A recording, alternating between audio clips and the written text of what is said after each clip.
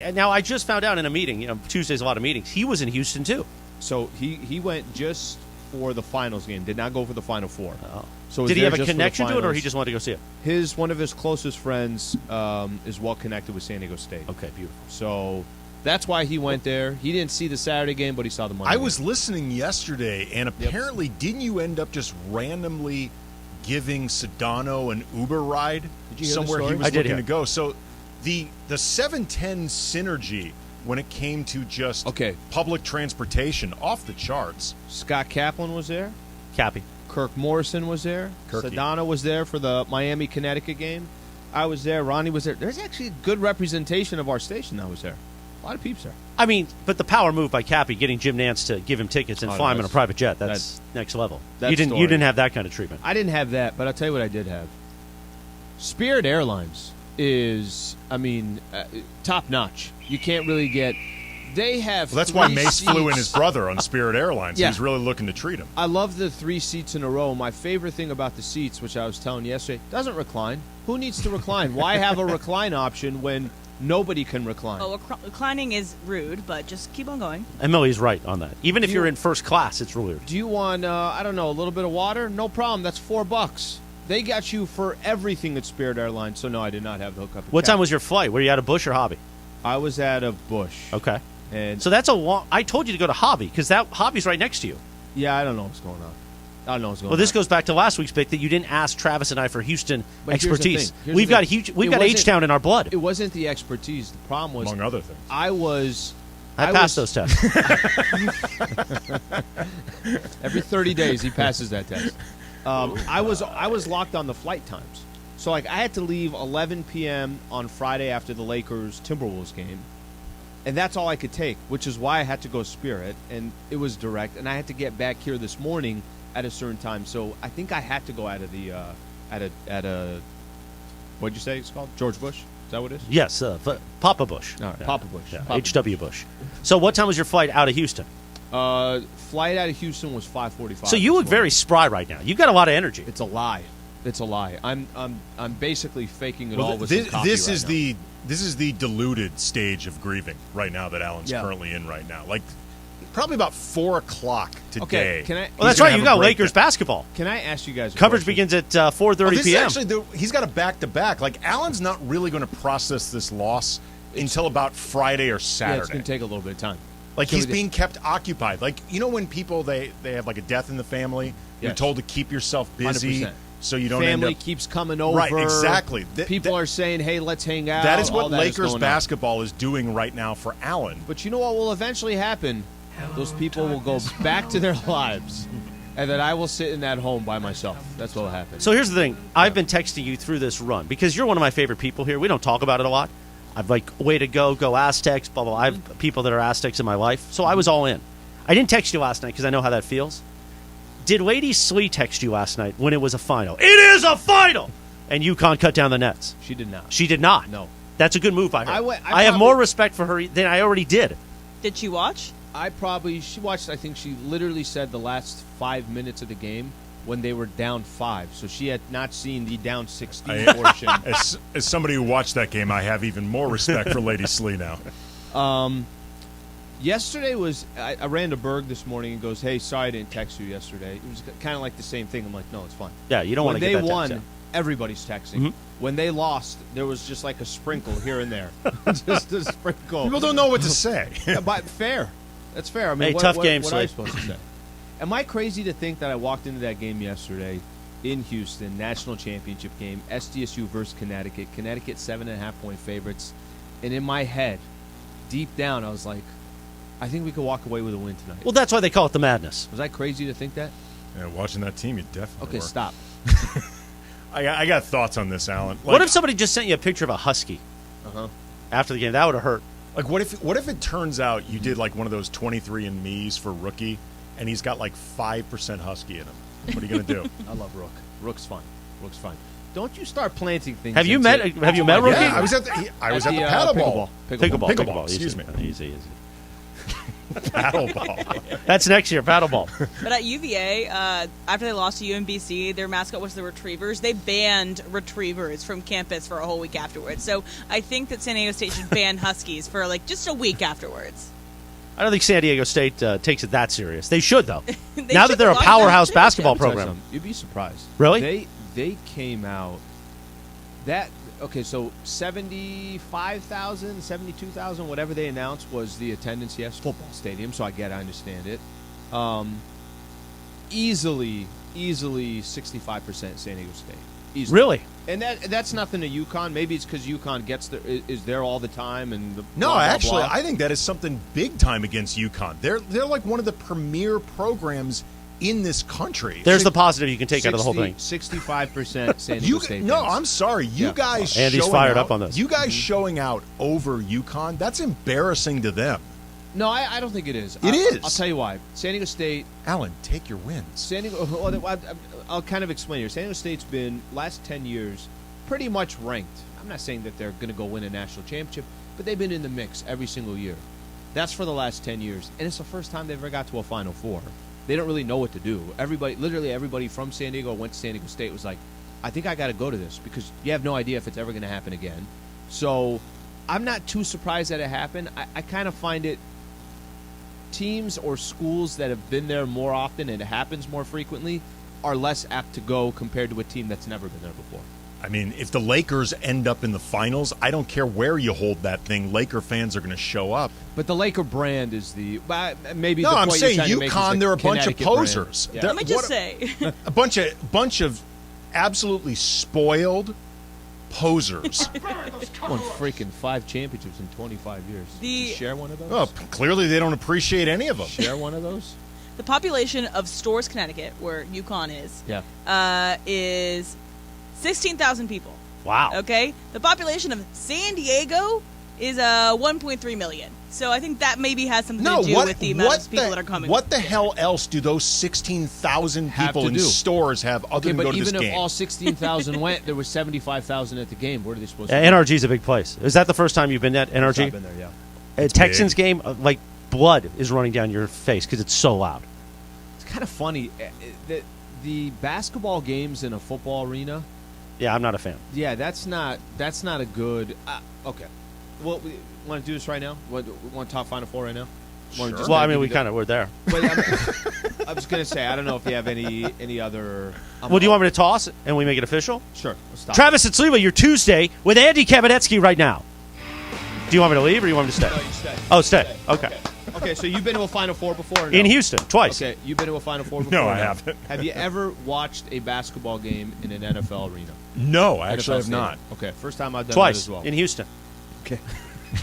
For the Final Four. 2011, 2016. Okay, so Michael and I were talking about it on Sunday, and he said at first, he's like, yeah, I hate that they do this. We know. We understand why they do it. 75,000 people. You can sell as many tickets as possible.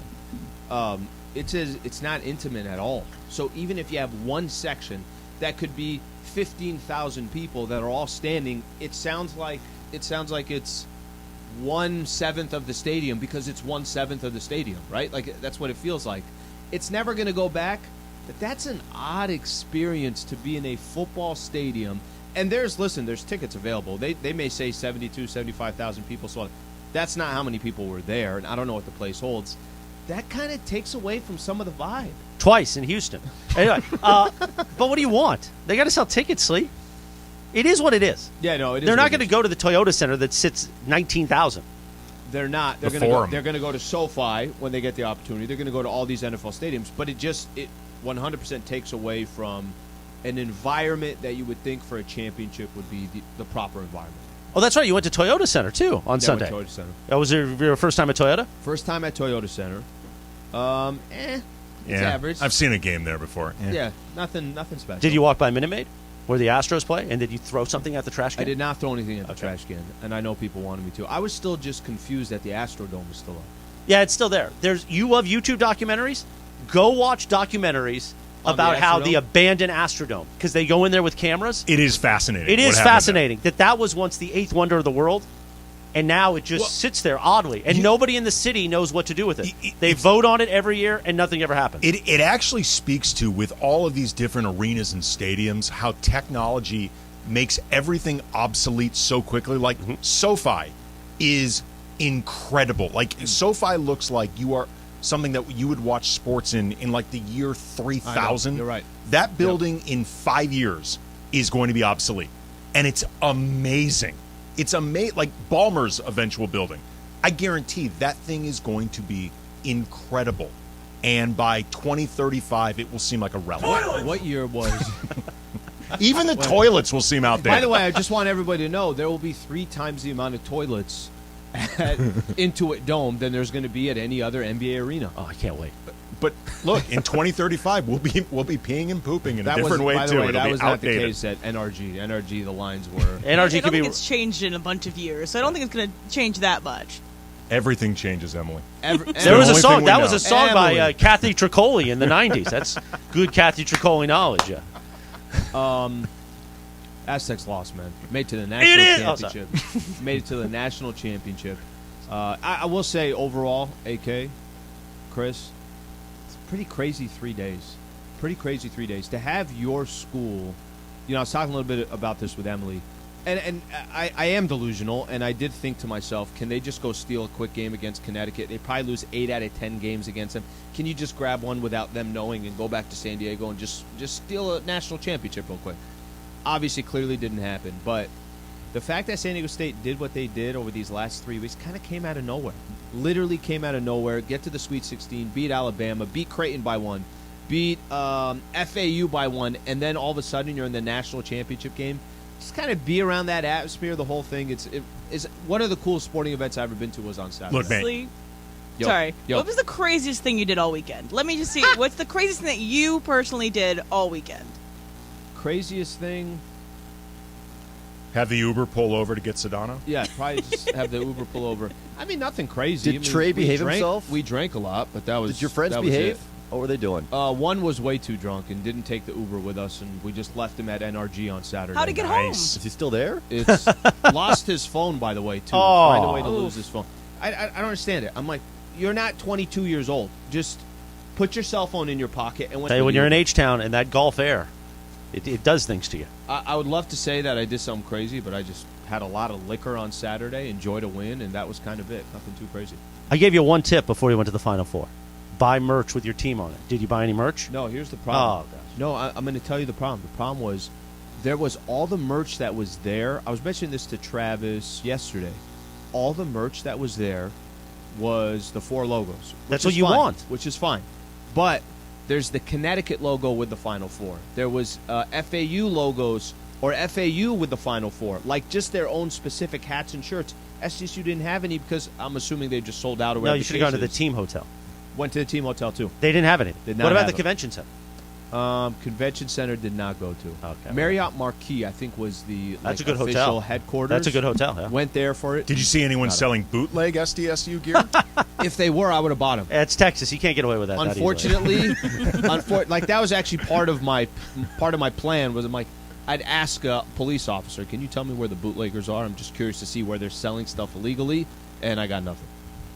So no bootlegging SDSU gear. Did you get a leather jacket? No leather jacket at Home Depot either. It's a long story. Okay, I'll have to tell you off the air on this. Okay. Yeah. Well, we're back. We're here. Yeah, Alan, I know you want to talk a little bit about the game. Let's do that, yeah. and then we got to talk about I the just Lakers. want to preface coming up, this. too. Sincere condolences for your loss. Very excited that you got to experience this. But I got some thoughts on your team, Alan. I like it. Well, plus we got to talk about the Lakers. This is the first of a back-to-back for the Lakers, so I think there's going to be a lot of question marks.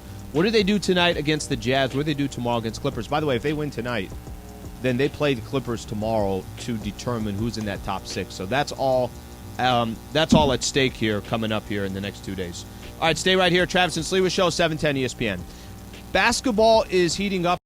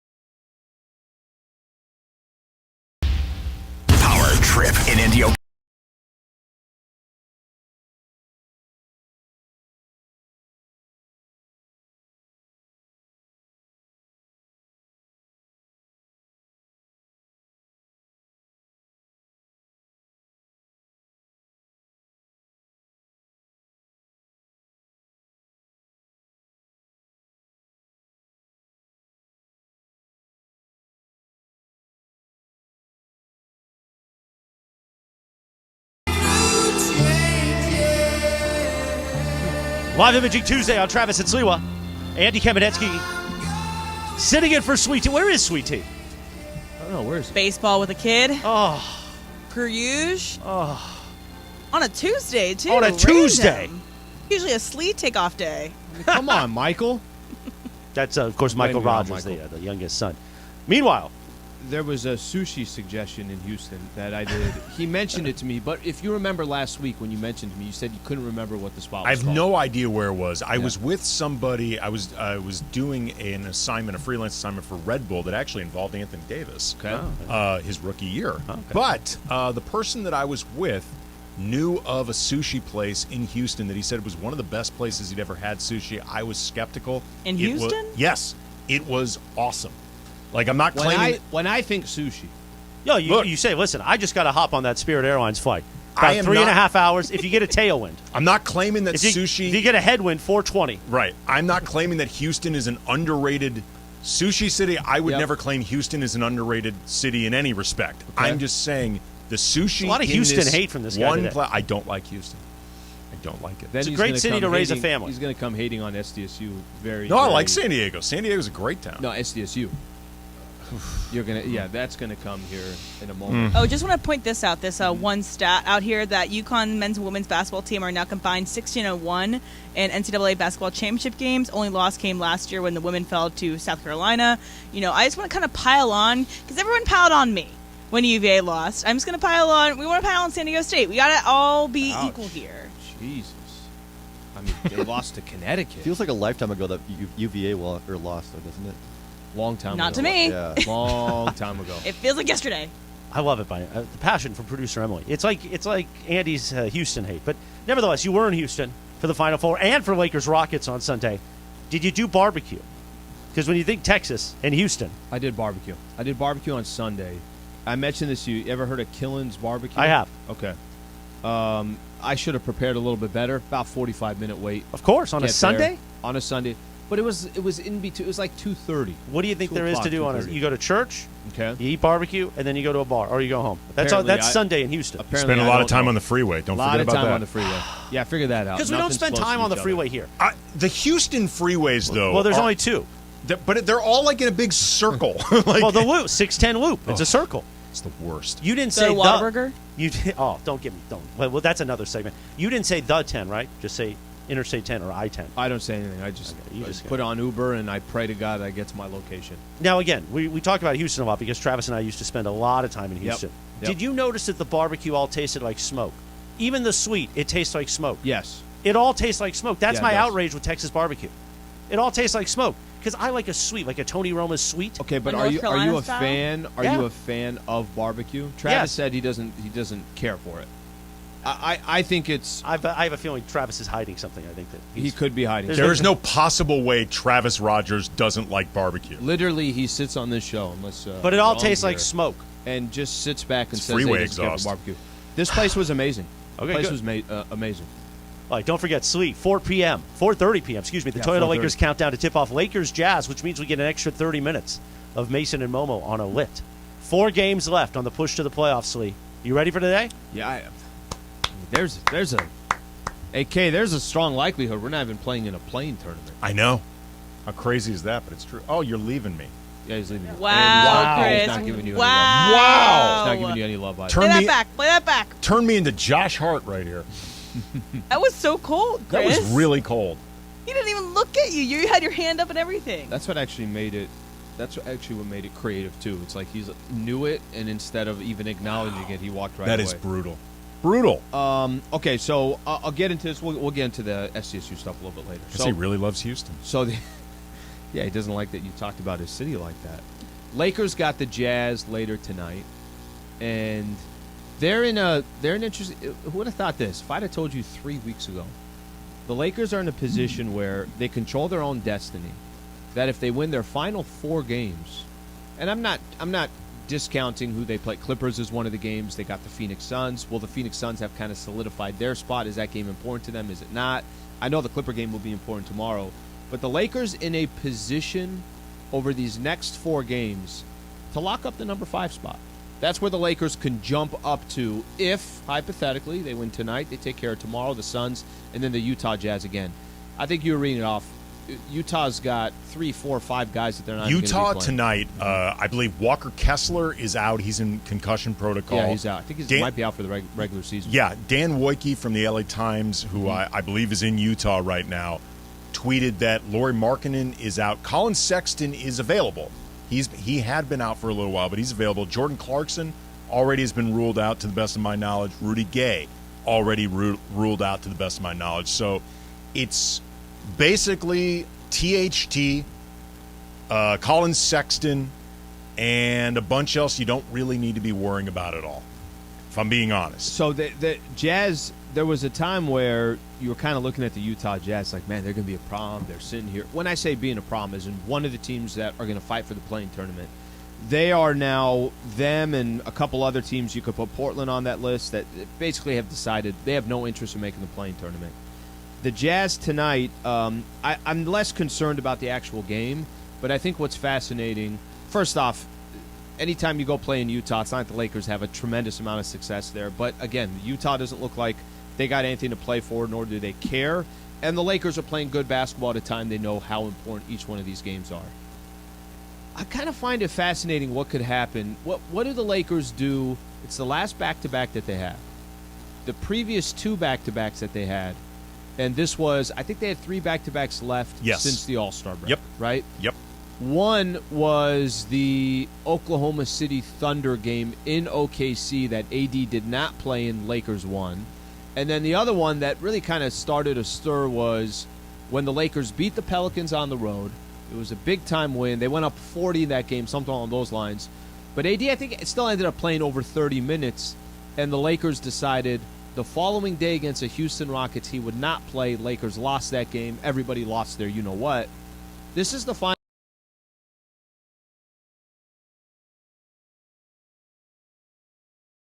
game show today.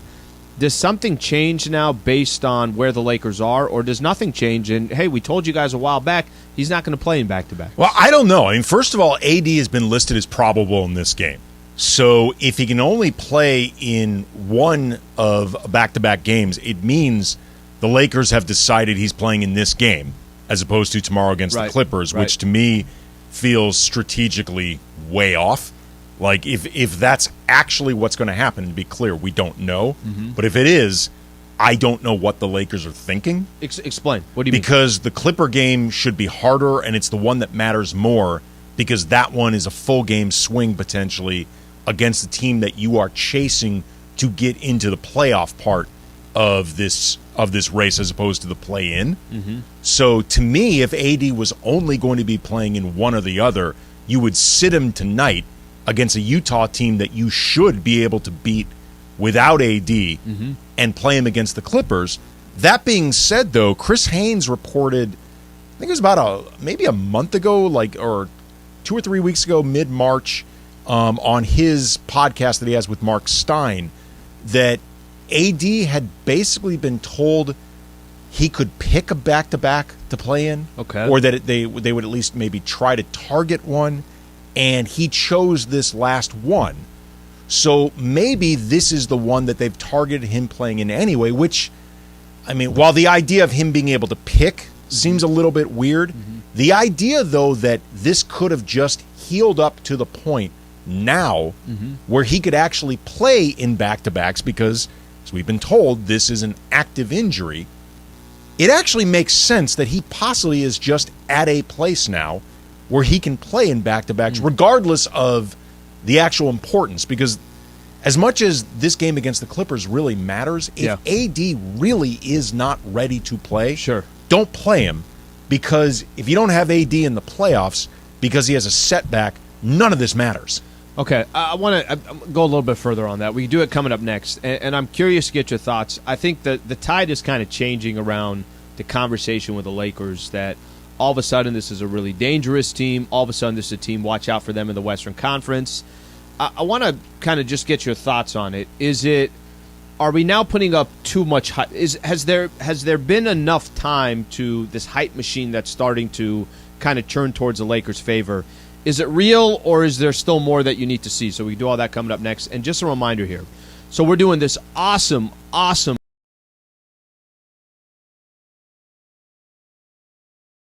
Masters Week. So Trav and I, AK today, are giving away fans a chance to win the ultimate golf and spa luxury experience to Pacific Palms Resort.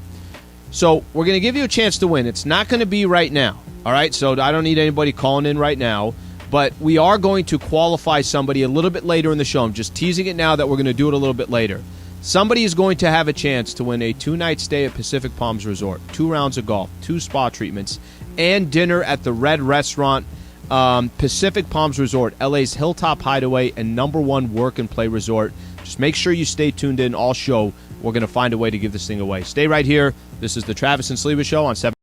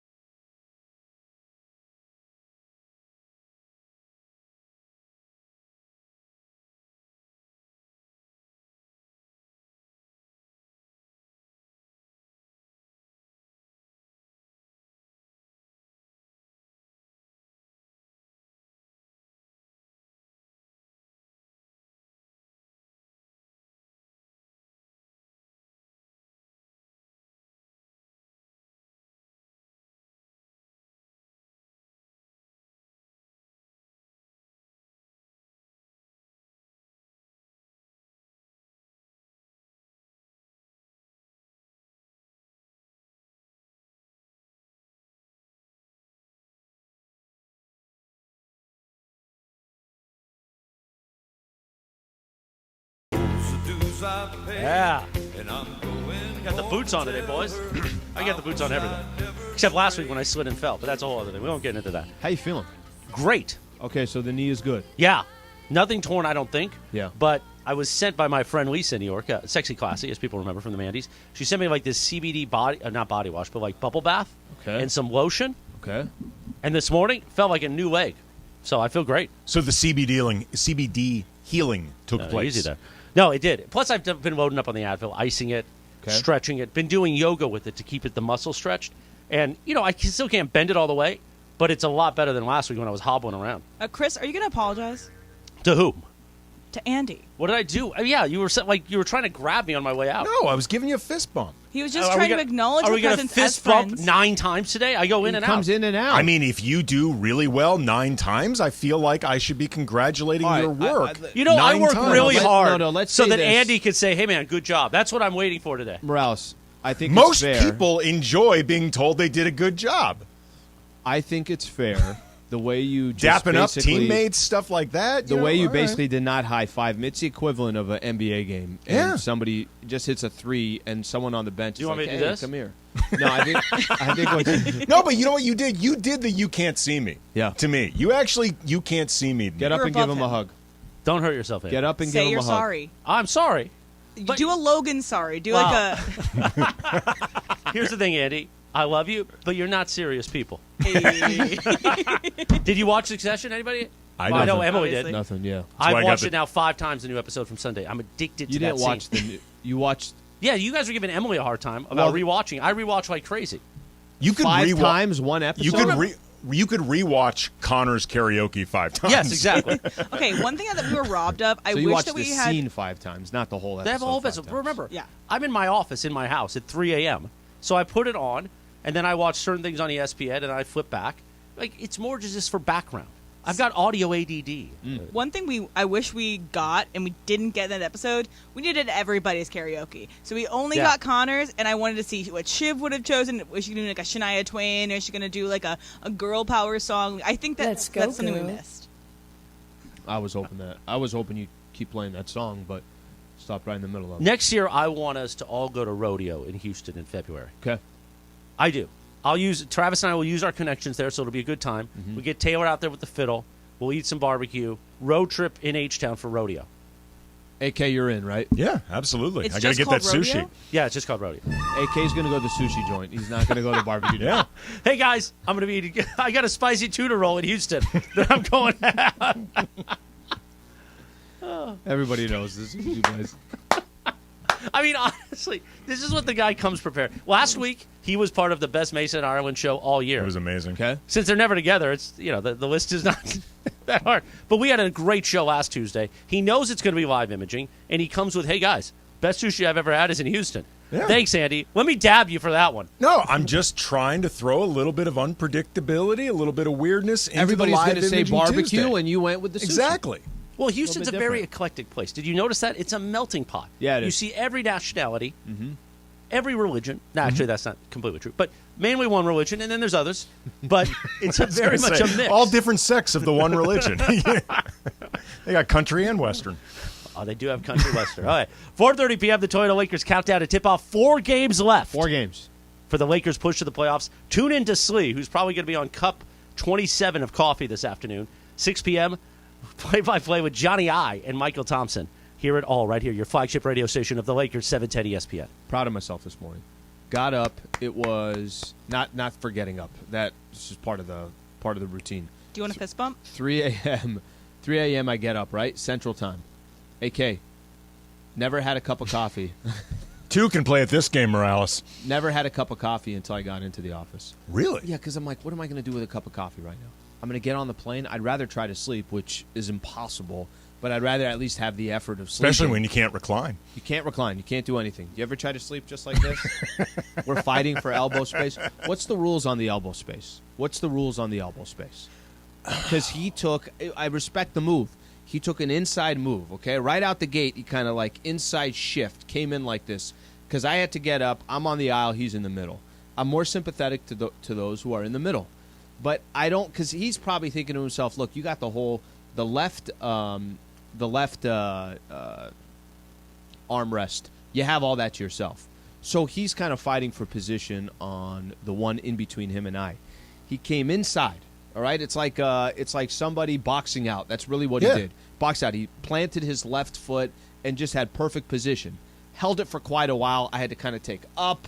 I had to just take my arms off. I don't know what the rules are. Look, you asked the rules and the etiquette. When you're in the middle seat, it's every man for themselves. There are no rules. Like, you are allowed to shiv the person on your right or your left if you want to get that armrest. Like, especially on Spirit. Come on. Well, Spirit, or if it's a flight of any type of length whatsoever, it's kind of like the equivalent of like when you're a diplomat in another country, like, there are no rules for you. There are no rules on Spirit either. Yeah. Like just in general, I think Spirit. No, it's like Thunderdome. There are no rules on Spirit. Absolutely. Yeah. Like, But middle gets both of those armrests. They deserve it. They're in the middle.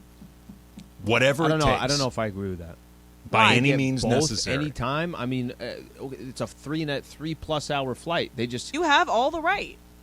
I And you have can put your all- legs out to in the aisle if you want to. I have all the left, so I get that portion of it. But it was just, and the guy didn't do anything wrong, but he just came in very early. He was kind of very strategic. He knew what he was doing. Again, man, every First come, first serve. man just first for come, first serve. themselves. It's Even though like I was there first, but I had to get up because he had to go to his middle seat. it's like Jungle Rule, man. Yeah.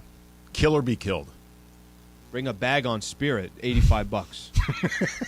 It ends up being about the same price. That's a as real anywhere number. else. That's a real number. Just to bring a bag on Spirit? I didn't check in the bag. You could check it in. It's 88. You can walk on with the bag. It's 85. None of it makes any sense. So basically, unless you are flying with That's each just way. your person, like whatever's in your pockets, Yes. they're charging you. Well, you can have a backpack or something, but if you're having an actual small rolling Like a suitcase, carry-on. yeah, carry-on, That's an $85 So if it can't fit charge. if it can't fit under the seat in front of you, 85. Wow. 85. Wow. Can't even get a free water out of that. All right, so where are you on the? We know what the Lakers are doing. We know. I mean, how long did we go to? Can the Lakers just get back to 500? Can they just get back to 500? Can they just get back? They're 2 games over 500. I don't want to make it sound like that's the greatest accomplishment in the world, but they're 2 games over 500. It's the first time they have been 2 games above 500 since January 7th, 2022. 2022. 2022. But that's last season. Like, you are almost going back to the recesses of 2021. Like, 3 games above 500 if they win tonight. That could maybe be like the Marc Gasol season.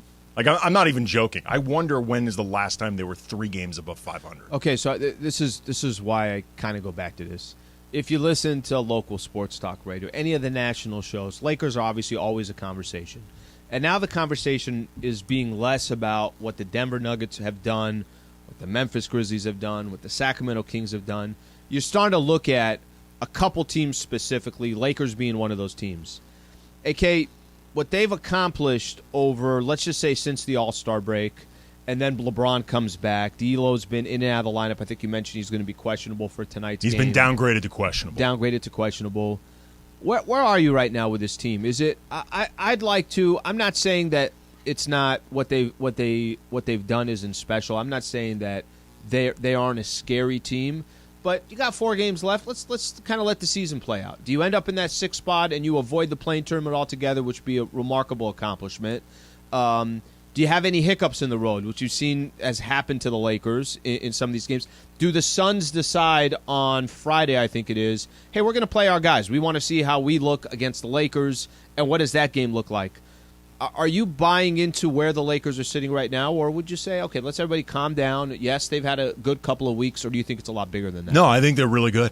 I think before we even saw this new roster play a single game together, I was really bullish and excited by it because the pieces on paper make sense. Yeah. This roster makes sense together. And then they've gone, I think, 15-7 since the trade deadline. A lot of those games without LeBron, a couple of those games without either Anthony Davis, on the D'Angelo back-to-backs. Russell. Yep. Yeah, D'Lo's missed at least 8 games. They have been, I would say, in the West, they have been as good as any team in the West since the deadline. Now, are they scary? I don't know about scary. Scary would probably be a little bit too much, but I don't think any team wants to play them. I don't know if any team is scared of them, but I can promise you, if this roster stays healthy, nobody is going to want to play them. And the thing that I kept harping on after the trade deadline, because at that time the Lakers were like, I don't know, like a 12 seed, 13 seed, whatever, and they were all optimistic about trying to get themselves into the play-in mix at the time.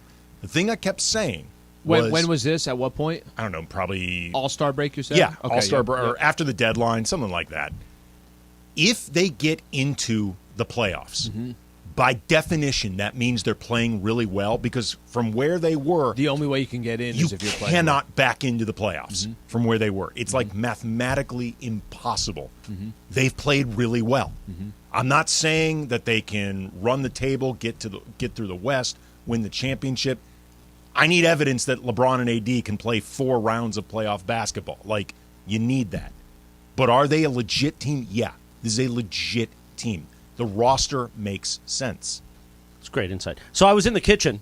Our boss, the great Amanda Brown, stopped me. And now she's got roots that go back to Dallas. She spent time at ESPN Dallas and goes to Houston often for a friend there. And she said, rodeo trip.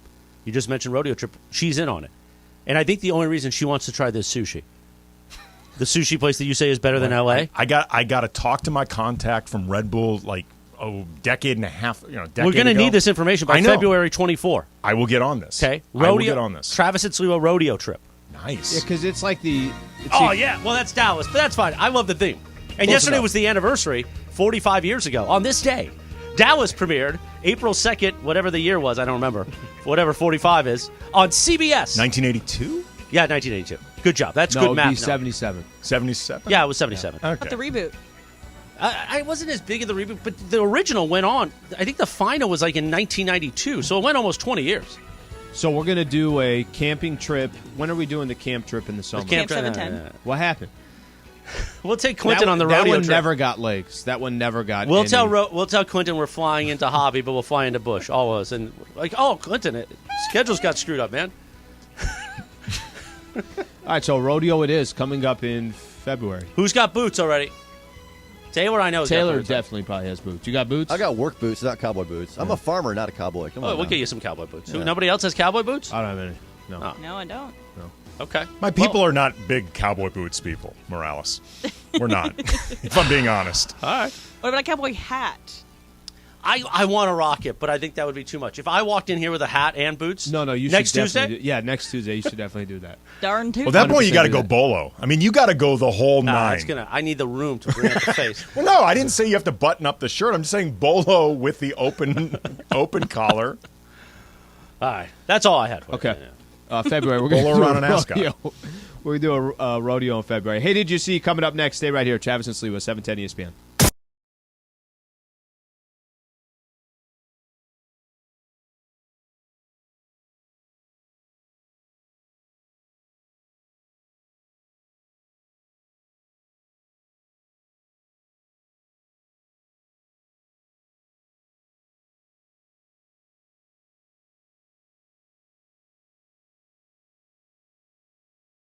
Is Masters Week, and Al and I are giving you a chance to win the ultimate golf and spa luxury experience to Pacific Palms Resort. Here's how you can win. Caller number 7 wins a $50 gift card to Red Restaurant and qualifies for the grand prize, which is a 2-night stay at Pacific Palms Resort, 2 rounds of golf, 2 spa treatments, and dinner at the Red Restaurant. That's at Pacific Palms Resort, LA's Hilltop Hideaway and #1 work and play resort. Book your next getaway at PacificPalmsResort.com. 877-710-ESPN.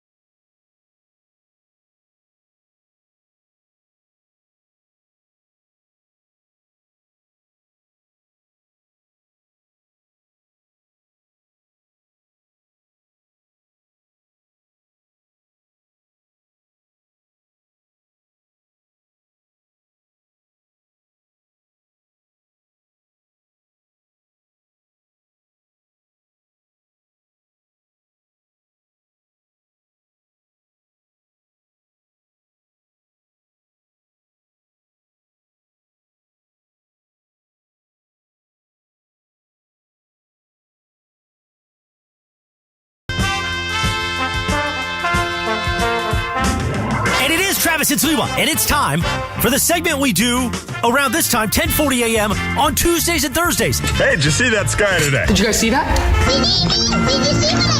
Basically, the days we don't do Ask Slee, we do this thing. It's called Hey, Did You See? Did you see that? I saw it. I did it. Did you see the memo about this? I mean, I'm excited. You can tell by my read. Hey, did you see? Did you happen to see? It's time for Hey, Did You See? Hey, man, did you touch my drum set? Have you read this? Right now on Travis and Sliwa. What's up, Taylor? How we doing? What's going on? Not a lot. Yeah? You know, just getting excited for that rodeo. Sounds like a good idea, actually. Yeah, I'm down for it. Never been to one. I will say there are. I mean, they have it across the street here at Crypto, so you could probably just go to that. PBR. Save some money, man. Then we go get sushi afterwards or go to a barbecue spot. I've never been to a rodeo, but neither. Not joking. Yeah. Years ago, Brian and I wrote for ESPN the magazine essentially a profile of a bull. of this bull that was considered like the most difficult to ride in whatever you call the rodeo association or whatever it is. Okay. If you could get it to buck. Like very often it would be in no mood to buck whatsoever, and this but bull when was, it did. Yeah, no, like when it did, this bull was considered just impossible to stay on. So he was streaky like a J.R. Smith kind of. It was moody. It was really, really moody. It had this like very mercurial kind of diva personality, and Kyrie Irving. Yeah, it kind of was the Kyrie Irving of I bulls. love the NBA comps over there. Listen to you guys. And like the family that owned it, like they could have sold it, but they really needed the money. But their son, who was dealing, unfortunately, with cancer, like he was connected to this bull. Wow. And like the bull would freak out around anybody else except this kid. It was like a really interesting story. Interesting. Yeah. That's very interesting. Got real dark there. All right, guys. Did you see that about 60% of restaurants fail in their first year of operation? Okay. So, Andy, if you owned a restaurant, what kind of food would it be? Or what kind of food would it serve? Would it be sushi? Well, apparently it doesn't matter. It's going down. It is difficult. I've worked in many restaurants. It is very, very difficult it's a tough industry. If I were 60%? Okay, if I were within a year. If I were though to have a restaurant, I would want to shoot the works for something just that I would want to be eating all the time. Okay. High-end seafood. Like different just sort of styles of high-end seafood. I would look for like international presentations of different seafood. But I find that hard to get, like just really good stuff. I did not think you were going to go with high-end seafood. Mine's going to be very simple, but you're going for top-notch. Look, man. You want to open up across the street from Nobu and say, you guys want to go? Let's go. Yeah. Oh, no. I want my restaurant that closes in 6 months to be memorable. Best 6 months of my life. Absolutely. I think you do well. I go Taylor. I'd go something like a sandwich spot. Just your. I love those like local delis that they have. I like that they you could have almost like the bodega? same people always coming back, but it's like perfect for your neighborhood. I always love going to those as just a consumer. Sure, that'd be a cool place to have. I definitely do a pizza shop. Maybe I'd call it pizza on the floor, but you don't have to. It's not required. You have to sit on the floor. But I would make pizza because I love making pizza, and I think it's really great. I love making pizza. I have a great. It's essentially like an indoor wood-firing pizza maker. It's the equivalent of it. Like it has a stone that heats up like 500-something degrees through an electronic coil. And it makes what tastes like wood-fired pizzas in like 8 minutes. It's awesome. Absolutely awesome. It's going to run a restaurant over there. Sounds delicious. I like to cook. Taylor, what are you getting? I think I do like a breakfast diner. Okay. Open 24/7, but I don't know. It's just me. You can get breakfast food for 24/7, correct? Oh, yeah. Good. And everything else. Our hours would be 8 to 3. That's enough. Everyone loves a sandwich at 8:30 in the morning. Okay, guys, next up, did you see that 36% of baby boomers say that they feel confident in using new technology? So, Sliwa, who in your life is the worst at using technology? Travis? I think okay, this one is, and I'm not surprised on this, but my mom, like she doesn't, that's every time she logs out of her bank account on accident or on purpose, then it's like a whole thing. I don't know how to get back on. What website do I go to? I'm like, Mom, we've done this since I was 24 years old. Okay, 15 years we've been logging into your bank account, and you still don't know how to log back in. She just recently, in the last year, knows how to send text messages. And I think it's the funniest thing in the world when she sends me a text. Because I'm like, I feel like, is that my niece that's texting me on my mom's phone, or is that actually my mom? But my mom is that's getting around to that technology, and I don't think she has this urge to try to learn some of that stuff. Okay, your mom makes my mom makes your mom look like a hacker compared to my mom. Like, my mom still can't text, and she's afraid to try because she thinks she's going to break her phone. Sure. Logging on to her bank account, like accidentally logging herself.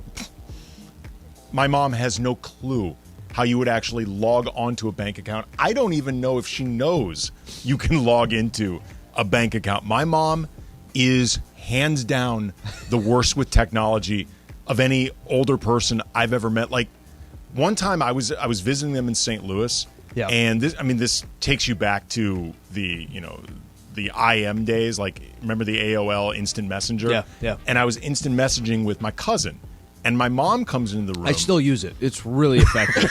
really, really effective. It's how you met Lady Slee. It's how we met. Yeah. And this was before. I think this is actually before texting was super common, or it was on every phone or whatever. But I said to my mom, I'm like, hey, I'm instant messaging, and I had to explain what that means with Rob. You want to say hi? She's like, yeah. She starts pecking, just like a hi, Rob. How are you? It took so long, he logged off. Like she truly. Okay, knows nothing. let me ask you, in 20 years, are you going to be the one that is trying to keep up with all the technology, wants to know, okay, if that's what that person's doing at age 25, I want to know? Or are you going to be like, I'm good with the knowledge that I have, I'm going to stick in my own ways? Yeah, I got some stuff that I got to learn. But as you get older, do you think you're going to want to know how much you're going to pay attention to it? Because I feel like a lot of older people are like, nah, I'm kind of fine with the way I'm doing things here, and they leave it alone. I need to be proficient in the real world.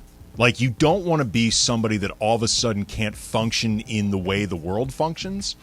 And thankfully, I think my daughter will be helpful with stuff like that. Yeah. Do I plan on, like, in my 70s being on the cutting edge of AI? No, I don't see that coming. It's going to be open to new technology, open to new ways of interacting with people. I think that's the biggest thing when people get older is they kind of close off, say that I've done it this way forever, and I don't want to open myself up to anything. But my person... I could see that being me.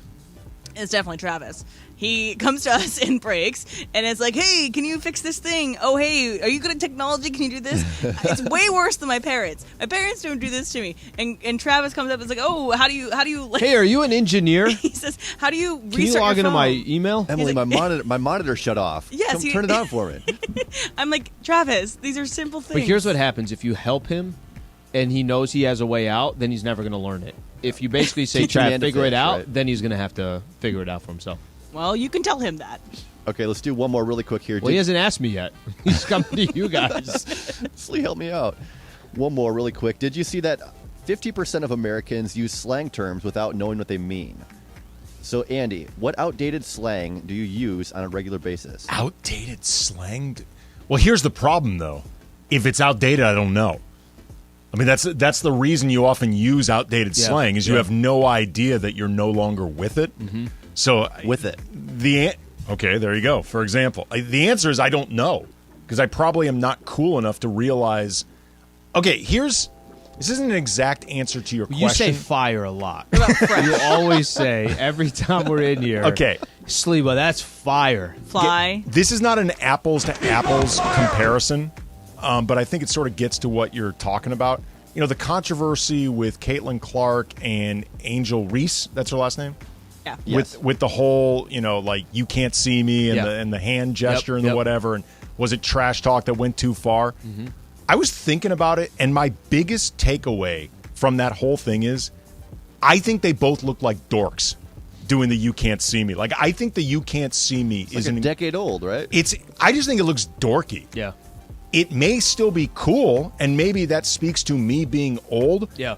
I don't even think if you want to talk trash, you're right. You do the robot. Everybody knows that's that.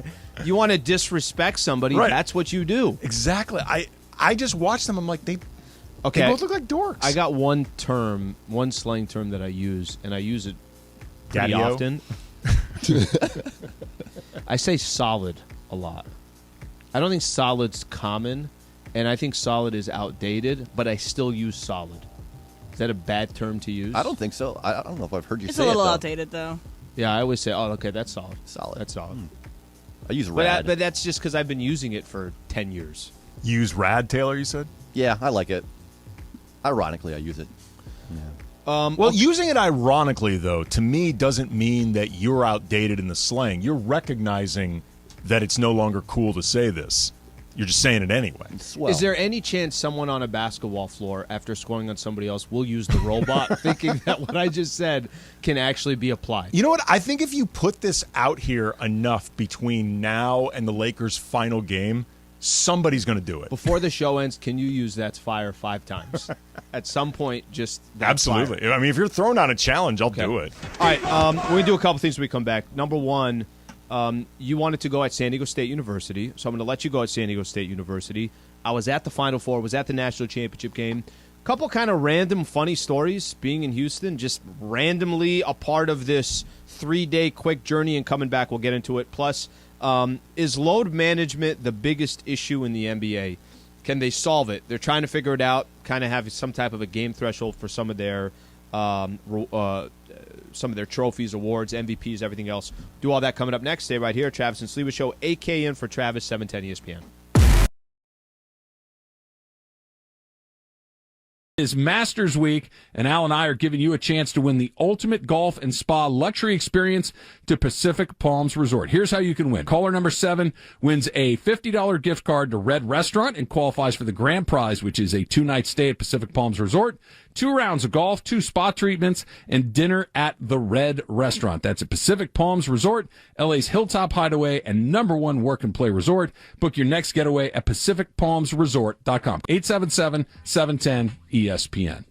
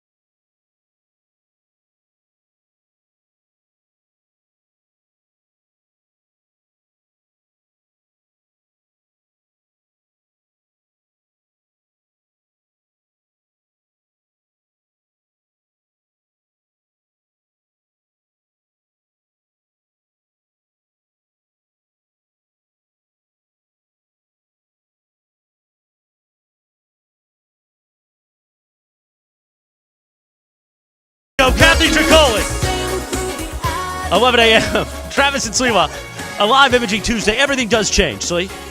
I don't remember. What was the reference that I said everything changes? Andy said something about Houston and sushi. I don't remember. But this was a jam. What was the year? I think 1994. Kathy Tricoli was singing Everything Changes, and hot AC radio stations across America were playing it. Do you have any slang terms you use right now that are outdated, you think? I got a whole... Yeah, Bam's a good one. I got a bit I do with the problem social... is I like the Bam.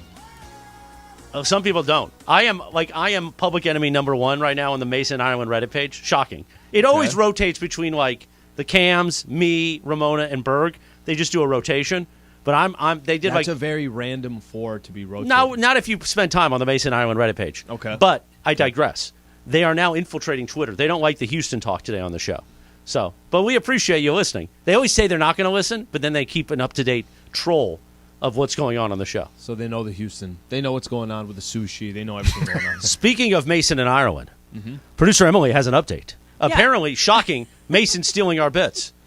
I'm just going to lay this out there a little bit. Okay. So, what is our show known for? What's Travis and Sliwa show known for? There's a lot of things we're known for, but what's one thing that people Lakers can talk. consistently come? Food is a huge thing. It's a snake draft. Oh. Yeah, snake draft is another one. Yeah. You know, Travis loves to go on long soliloquies about food, about things that he likes to do. So, starting last week, so Islands came in, and Islands is lovely. Islands was so good, really yummy.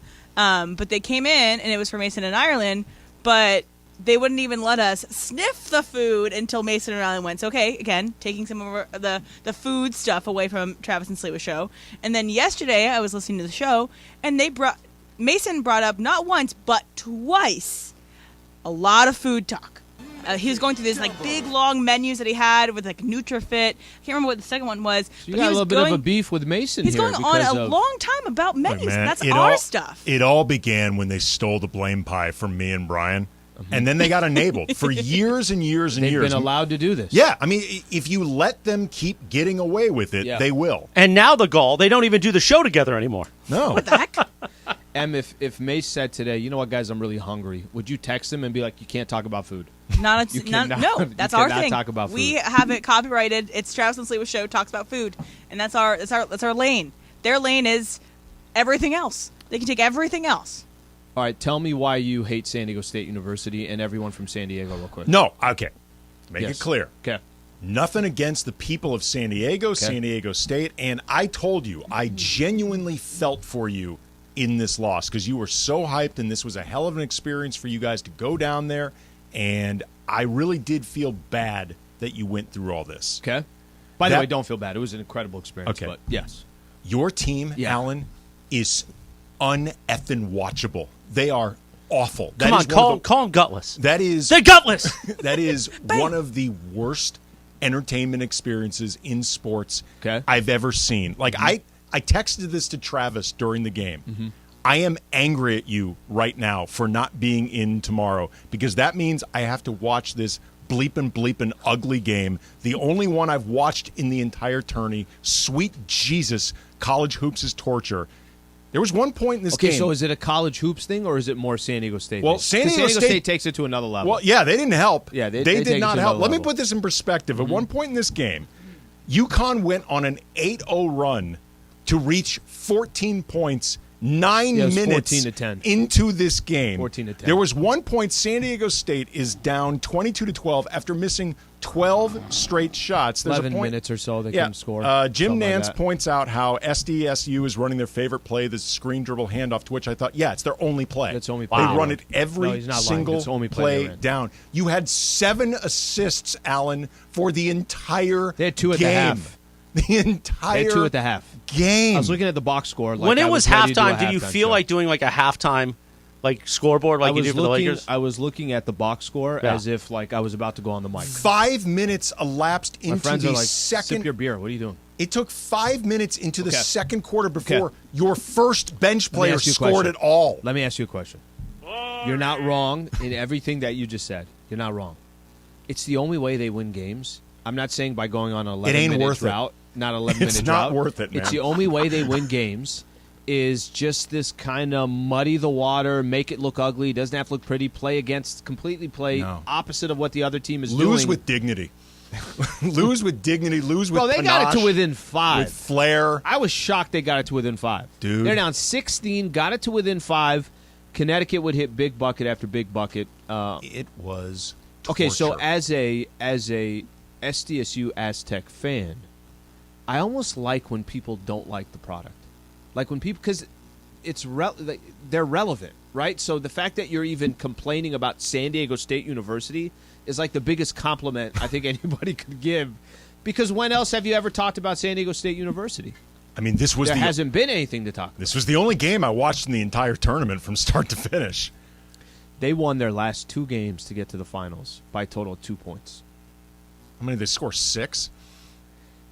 There was like a 62-61. Actually, they got into 70s against FAU. Whoa, showtime. No. 70s for 7 seconds State. or less San Diego State over there. Do you remember that double overtime game, Clippers in Sacramento earlier this year? It was like 176, 175, whatever that was. That was when San Diego State hit 70. That's basically what that accomplished. I mean, again, I was genuinely rooting for you, genuinely felt bad when you didn't get your win after all that buildup. Yep. My God, Alan, your team is unwatchable. That's okay. That's a compliment to me. That's a compliment that you It's not meant as one. That you have that much effort, that you have that much passion to share that with me about my school is actually a compliment. I was actively angry at you. I have a question. For during you. this game. Tell me of all your sports allegiances, okay?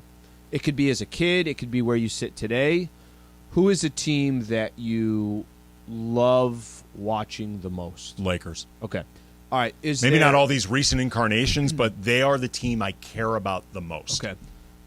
As a kid, what was it? Baseball? Was it basketball? As a kid, it was the St. Louis Football Cardinals. Okay. For a while, or those 80s baseball Cardinals teams, which were incredibly entertaining. Have you ever gone as a fan to a championship game, as a fan, to one of these sporting events? And I'll tell you why I'm getting there. I've gone to, when I was a kid, I went to one of the 82 World Series games that the Cardinals eventually ended up winning that thing. Okay. So I only put it that way because, here in L.A., maybe it's these Dodger playoff runs that you've had over the last 10 years or so. And unfortunately, the only World Series you get, it's not even here. It's in Texas, I think, is where they played the World Series. Maybe it's a Laker fan, but 2020 you didn't get a chance to experience it. So now you got to go back to 2010. Were you at that game, the Game 7, Boston Celtics, Los Angeles Lakers, which I was, but part of it was work. But the other part of it was I'm also here for the Game 7. I don't go to many sporting events that's not work-related. Well, yeah, we in our industry, in a lot of ways, you lose that. So yesterday and Saturday as well. So Saturday for the Final Four, you're at the game, you're drinking before the game. But I'm kind of trying to figure out like what to do here. I'm like, what am I allowed to drink? Am I not? Of course you are, right? But it's just you don't go to sporting events without it usually being for work. I'm sitting in my seat and it's like, all right, I don't want to sit here for I don't want to sit here for 40 minutes. There was a point yesterday, partially is because San Diego State couldn't score. It was during that drought. I went and took a walk.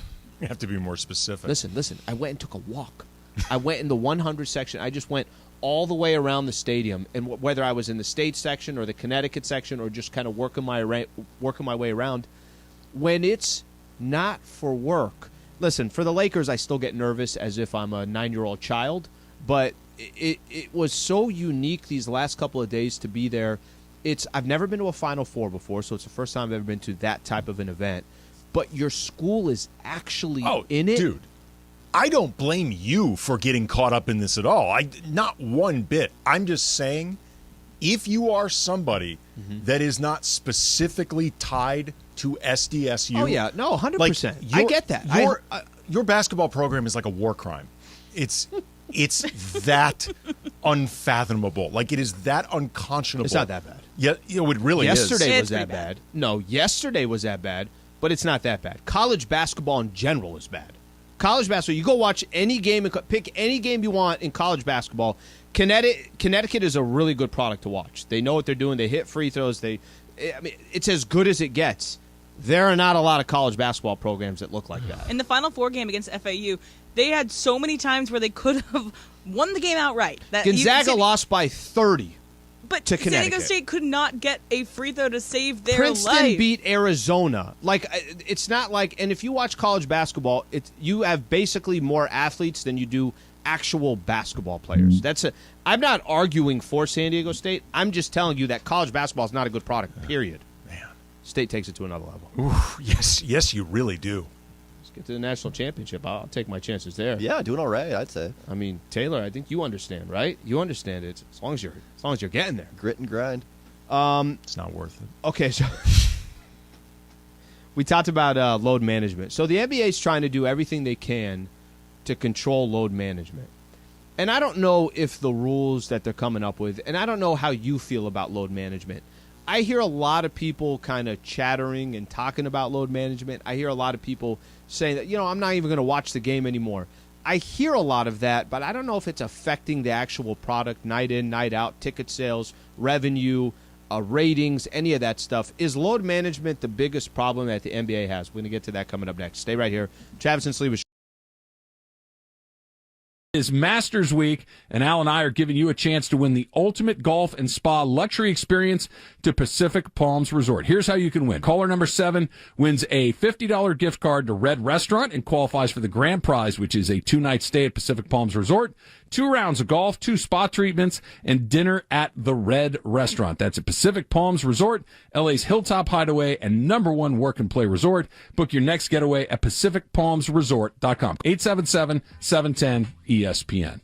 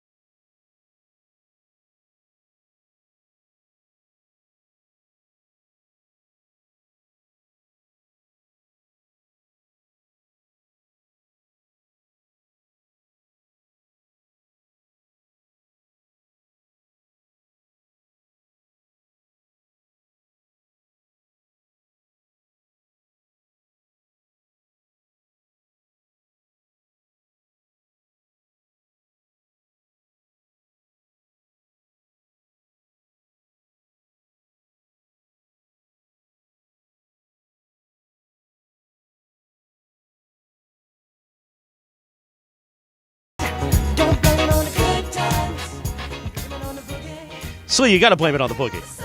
Look at Taylor going deep off that. This was when it was the Jacksons. Wasn't Michael yet, and it wasn't the Jackson 5. It was the Jacksons in the late 70s. He also singing in Pitch Perfect. Oh, who knew?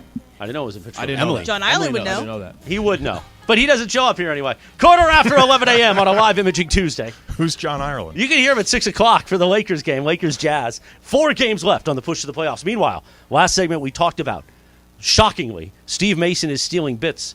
Not a new trend, but he's stealing bits from this show specific. Producer Emily, you want to reset? Berg stormed in here, too. I've never seen it. I mean, that door's heavy, too.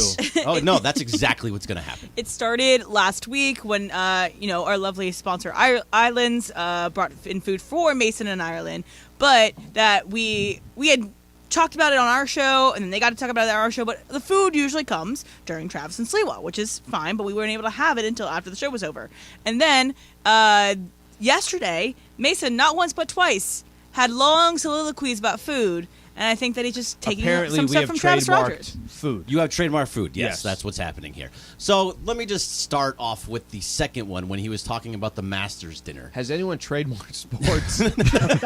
That doesn't happen here, Slee. Where are you listening to? But no, that was I didn't say it. Mason actually said, we're going to do something really hacky coming back, and it's going to be about the Masters lunch or dinner. Championships. The champions. Exactly. So talking about food is hacky now? Which we also did that 2 weeks ago. specific thing. That specific wait, thing. no, that dig is the best dig of all. Oh, 2 weeks that you did ago. it 2 weeks ago. Yeah. Ooh. He actually wrote it down. You think Mason wrote it down and said, in 2 weeks I can bring this up That again. one sticks.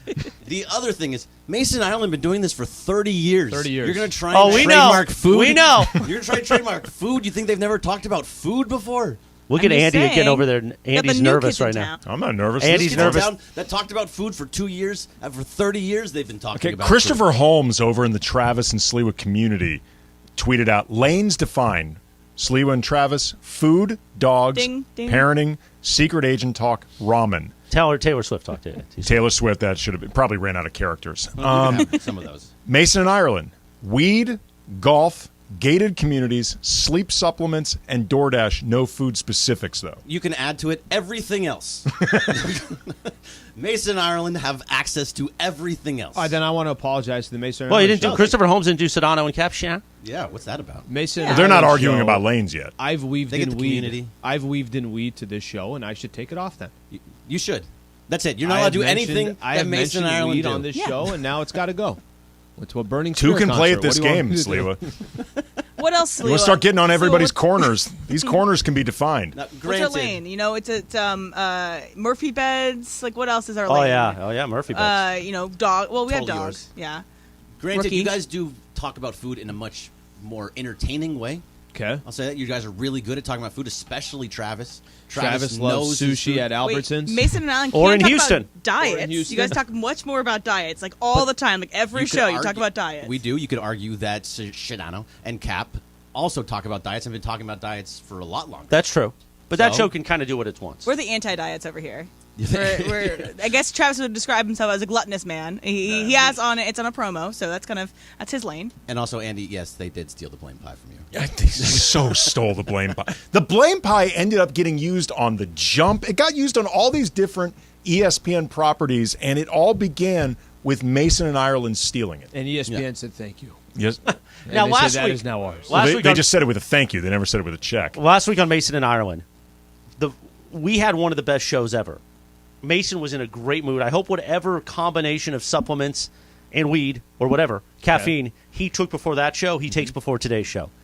Andy was part of that show. Unfortunately, we don't get... I shouldn't say No, unfortunately. I'm just saying unfortunate. But I love Momo. But we had like a jam going last week. Now, I think Momo can flow with us, but I'm a little worried that today's show's 3.5 hours. It walks up to the Lakers, Right, Toyota Lakers 4:30. countdown tip-off Wow. hill. Yep. And just based on what happened yesterday, them stealing material from Travis and Sliwa, I'm a little worried of how we're going to get through 3.5 hours. Yeah, they today. did Factor Cap last week. They did. they changed out. We did what's that? everyone's. Factor We did Cap. Radio Tinder. Yeah. Like we did everything. Come on. So what's the A block there, Corbett Craig? Kind of The like A that. block, the Yeah, A what- block is talk going to about be. going to the Final Four and going and rooting for San Diego State. Exactly. No, they went to the we Dodger game. should. Yeah, Oh, we went that's to the right. Dodger game. So Yeah. we're going to talk about going to the So Dodger game. They were credentialed, which means they went in the press box, saw the old press Saw box. Bill from- Plunkett. Yeah. Hey man, you don't have me on the show anymore. Saw Dave Vassay. Oh, Saw. The shoulder okay? saw his shoulder. I like David. I like Vassay's. He's very smart. He knows what he's No, doing. he does know his Vassay's Dodgers. good at covering the Dodgers. All right, settle down. Anyway, go ahead. We got the blue Wow. review. Anyway, go Yeah, ahead. we do. And we met a couple other people were there. Nick Hamilton, who you guys know. Yeah, Nick I know Nicky. Hamilton. Yeah, Did you guys have the Maurer was there? No, Maller was not there. Okay. I You have the was hoping seventh to. inning Dodger Dogs? Yeah, it was fifth inning. Oh, They fifth bring- inning. They bring the free Dodger Dogs in the fifth. Fifth inning. What time do you guys actually get to the arena? Do you guys all go It's to a the stadium. arena? It's Chip Ezra Bean. Yeah, it's a field. What time did you guys actually all get there? So both Mason and I were there around 5:30. Did you take in a little 5:45. BP? I saw BP from the press box. Then we walked around. wow. We walked around the entire stadium. We'll talk about Which, that. by the way, is solid. The loop. Yeah, the loop the- is solid. you Can gotta do Muncie the actually loop. hit during BP? he He struck out a out three couple times. Yeah, he struck out 3 times in BP. He tends to strike out a few times. But he walked also. He walked once in BP. Hey, and that's what he does. If he walks, you know that he's starting to see the ball a little bit better. Now, you've already taped today's Can you imagine? edition of the Blue Review with Clinton Yates, which you can now find at ESPNLA every day on YouTube. It's right there with Lakers Talk Daily. What's I know it's not up there. It'll be up there posted in about an hour, hopefully. What's the big topic today on the Blue Review? The big topic was what it was like to actually be at my first game this season at Chavez. They've only played a few. Well, I know, but my first game there. Oh. So that's It's not like you waited till July. No, I know, but it was my first game, and you saw the new LED lights, which Oh, were that's nice. which was very. And it's a new better. look Is, roster. okay, is it the same thing It now? was freezing. The first game they did it, there was like, what's going on here? What was your initial reaction of it? I thought it was cool. It Okay. actually does bring a little bit of ambiance. It brings a different vibe than Dodger games typically have. Okay. I like when they hit the Did home you think run, you were at Congo Room? Congo? Yeah, everyone was getting crazy, going wild. Did you walk up to Dave Roberts and says, "Hey, you're gutless"? I said, Chris Morales Did you go says to you're the gutless. Trixie, the live from yesterday? That was the live from yesterday. So it was. They were supposed to be on. I don't know if you heard it on the I first didn't. base side. They were supposed to. Mason's whole thing was we need to go to Trixie. It's the new club on the first baseline. Yeah, That's actually a good bit. it was. But he got rid of it. No, it was the lie of the day. It was a lie of the day. Okay. Yeah. I would have just assumed. Would you go if you? I still have never been to the club here. You never did the Dugout Club? No, the club at Hyde. Hyde. Still never been to Hyde. What about Lexus? You went to Lexus Club. Lexus Club, but that was more. It's like dinner. Yeah, it's not club. Just I've still never been to Hyde. On tonight or when tomorrow or when actually no, it's not till Friday. On Friday, skip Friday. the second quarter. Yeah, Friday. Friday, skip the second quarter, and we'll do go up what? to Hyde. Yeah, you go to Hyde. I could do the Hyde. second quarter and then go to Hyde. You can see Clinton's buddy Julian in there. Oh, Julian, will you get my buddies into Hyde? Do you go to Hyde all the time? No, I've been there once with Cappy. Actually, Okay. All right. Yeah. You ever been to Hyde? Yeah. It's okay. You're not missing anything. What are you talking about? Concept It's wonderful. is good. It's The beautiful. concept is a good idea. It is a good concept. It's fine, but it's not like your life is okay if you don't go to Hyde. If you want to go to Hyde, go to Hyde. No, I'm good. Are the Dodger dogs still horrible? The new Dodger dogs? So they were smaller. I don't know if they changed Guys, them it's now. horrible, so let's just make it smaller. Yeah, I mean they were as much smaller. It was grilled. The one that I had was grilled. Oh, beautiful, though. And That's it was smaller, and I put a bunch of stuff on it, so it made it so you don't really. What'd you taste put the on Dodger. there? I put ketchup, mustard, and onions. Did they bring back the diced onions? Can you do that? The diced onions. Oh, were the there diced in onions are in back, the Slee. Where you just go? had one? I just had one. I'm not eating. It's pretty good. 2 of those. Well, he doesn't do well with meat at night. I do not. It's true. After 7 o'clock, bad for my stomach. Not happening. No, it's a bad thing. AK, that's a lot of information. It is a lot that of information. information. Well, you know, I'm You trying should to understand. You're know. Jewish. We You want get it. people This to is- know. got a bad I'm stomach. trying to extract bits that we can do for the 3.5-hour version of Mason Momo this afternoon. Will Mace be mad at you because you told some of these stories? No, because we can tell stories and then tell them again. Okay. In a couple of hours. It's not like And you for years it's not on, like yeah. you gave the details. Have you not heard Mason Island before? They tell the same story 35,000 times a show. That's just Ireland. Have you heard about when Ireland, was in New Orleans and had to lick his shoe because he had to The do a fact bet? that you've been here for 2 years and you've heard that story more times. Okay, but can I tell you something? It's a good story. It's fire. That's a good story. That's one. That's one. He got 4 more left. He's got to use fire 5 times today. So that's one? Somebody Okay. said, no, fire is still hip. It's all that's. I get that. I understand that. Somebody hit me on Twitter saying that. I'm like, no, Well, that was- Emily insisted, though, that it's not, and she's It's the not. youngest of all It's of us. not. It's outdated. Yeah, I it's mean, outdated. You can say Already it ironically, outdated? but fire is outdated. fire still. What do you say instead? Is used. It's lit. It's still used. Lit needs to stay forever. Slee was like, me and all my friends, we still use fire. I will use fire till 2045. I'm going to use it till it's completely done. Your boys again tonight. So just something real quick on the Dodger blue that you were talking about. Yes, sir. So it's kind of fascinating here. They either score 10 runs or they score nothing. It's very frustrating. However, they're plus 22 already in run differential. Well, yeah. And I know they're 3-2. I would take. That's actually an incredible sign of what they've done so far. They've put up as many runs as they have in this period of time. I know they have 2 games with 1 run. Right. And the rest of the, 13, 8, and 10, something like that, or 13, 9, and 10, Yeah, whatever 13, it 9, is. and 10, yeah. But just kind of keep that. Think about the bats that they lost. Chris Taylor finally got his home run yesterday. Muncy has been struggling. They're still putting up that many runs. That feels like that's a good start to the season. Sure, it is a good start to the season, but the fact of the matter is there are those 2 games where they only have 1 run. That's still, you're getting the feast or famine of this Dodger team that we've seen so often over the years. It's where and it's every other game. Most likely, if the pattern holds, they're going to put up I feel like 1 you're run describing tonight. baseball. Like over But 162 no, games. It happens but with this think team. about that. It happens with this team. It's 13 or 1. They have 31 runs in the 31 runs total, maybe something like that. But they're putting up runs. That's not an issue. I know what you're saying. In a perfect world, don't give me 13. Give me 5, and give me 5 the next game as well. Sure. I understand that, but don't you think that's going to even out? I think eventually, yes, it'll even out. They're going to be positive in that plus run differential. Yeah. But also, I think a lot of it has to do with the pitch clock. I think because when you start getting into that groove against a pitcher where you can't slow them down anymore. It's not where you can be like, hey, let's just Take call a deep time, breath. Yep. take a deep breath, we'll calm you down. It doesn't matter anymore. Now you just have to go, and it's just going to be hit after hit after hit. So you're going to see a lot of these throughout baseball. You're going to see 6, 7, 8, 9 run innings. Well, if it goes which the I think way, is great for baseball. If it goes by the way it has gone, then that means tonight they would score a run. 1 run, yes. You know what that was? That was real Dodgers talk. That's was what we real do here. Dodgers talk. We do real Dodgers talk. Real And by Dodgers the way, talk. you got to give Slee credit. He was just spitting out Dodgers information. Man was on a plane at 5:30 Central Time this morning on Spirit Airlines. You could do a lot of research at 5:30 in the morning on a plane. Not on Spirit, though, because that laptop's hitting you back in the face. Wi-Fi? No, I was. It's $47. Right. He printed out a bunch of Dodger stats before getting on the plane. Have you flew Spirit? Yes, it's terrible. You've flown Spirit? No. Okay. Look at the size of me. Do you think I could fly Spirit? So the two, and there's no first class. They have extenders. They don't have first By the class. way, if the day that I got to get an extender, I don't think I should be fine. I came close once on a Southwest flight a few years ago where I was like, okay, it's time to maybe cut out the carbs for a few weeks because I definitely need an extender. I think I held it in place while the stewardess walked by. It was a final. Sir, put your seatbelt on. It's a final. Is that the first one today? Is that the first it is final today? We've teased it a couple. We've gone close. Okay. Sir, put your seatbelt on. Not right now. Okay, just walk by. You guys had a heavy breakfast. Maybe later in the flight. I'm holding it. It's fine. So they don't have first class like you said, right? But they have everything's 3 rows this side, 3 rows this side. But the first couple of rows are two seats. Okay? Ooh. And for all I know, they're charging $280 for on top of whatever for those seats because they're charging for everything.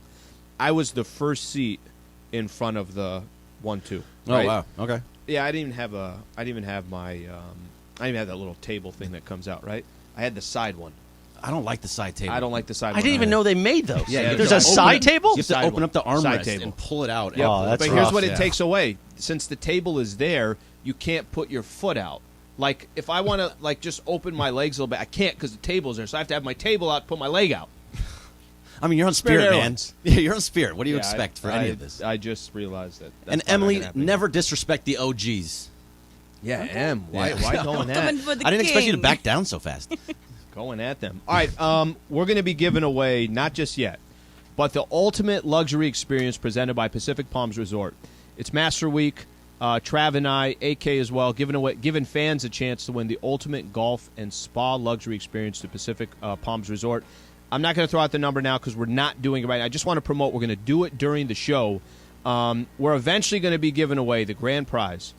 2-night stay at Pacific Palms Resort, 2 rounds of golf, 2 spa treatments, and dinner at the Red Restaurant. Pacific Palms Resort, LA's Hilltop Hideaway and #1 work and play resort. We'll give that away a little bit later in the show, so just stay tuned here. We'll make that happen. We got Factor Cap coming up next. Stay right here. Travis and Sliwa Show, 710 ESPN.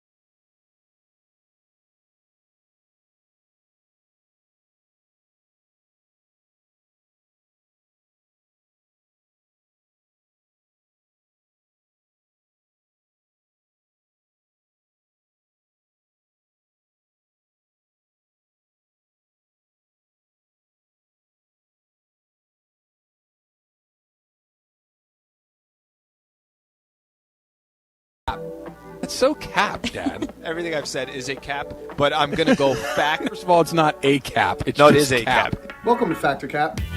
I fill in for Mason and Ireland once, and here I come, coming for the Kings. I win game I love games the Jersey once. accent. I love the Jersey accent. The Jersey accent is just as good as it gets. We're also, guys, we're 108 days away from my favorite day of this year already. I know it's coming.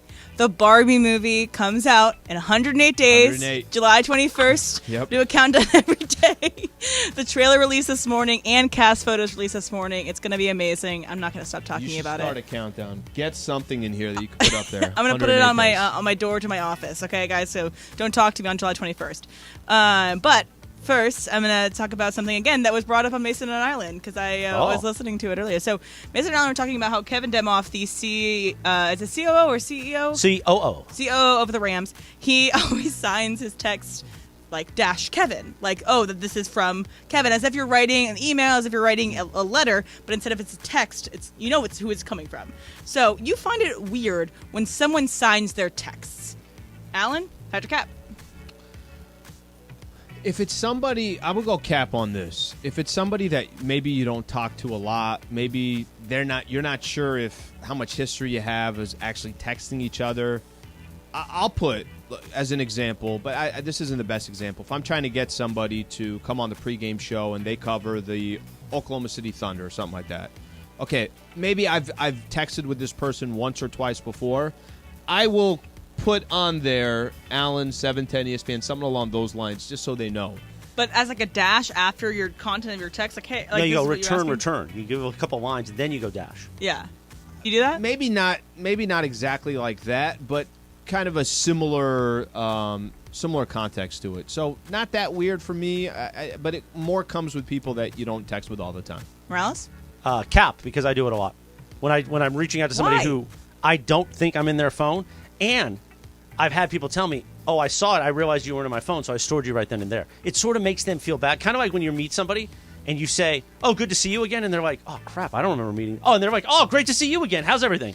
It lowers the wall. You got to lower the wall in life. What if you have their number and you text them often and you have a... Well, not if it's often, yeah. I mean, if I'm texting you, I'm not going to dash Alan. Right. But it's also, there's a difference between, hey, it's Alan. Would you mind coming on? Alan Sliwa from 710 ESPN. Would you mind coming on the pregame show? Or just saying, would you mind coming on the pregame show -- Alan? It's just a little, it's the text of it all, It makes it a little different. Andy? I mean, Cap, as somebody who signs every single tweet that he sends out, there's only so much room I have to criticize anybody putting their signature at the end of anything. It's joint, though. I mean, you're not sharing a phone with somebody. I'm sure there's always somebody. have to bring up joints. Why, Taylor? We can't talk about that. I'm sorry. Exactly. It wouldn't bother me.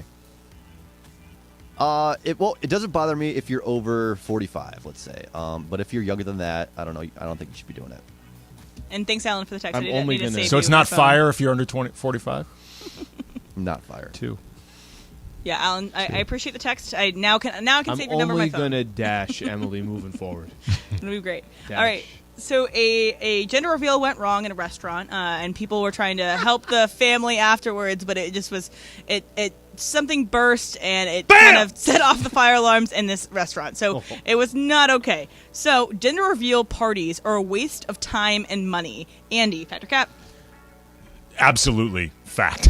Like, when you take into account everything that comes into raising a child and all the money that you're going to end up spending on a child, the gender reveal party, especially if you're going over the top, that is just lighting your money on fire. Have you gone, and nobody have you likes gone to these. Have you gone to? No. Okay. No, I don't have any friends who are that lame. Like, no.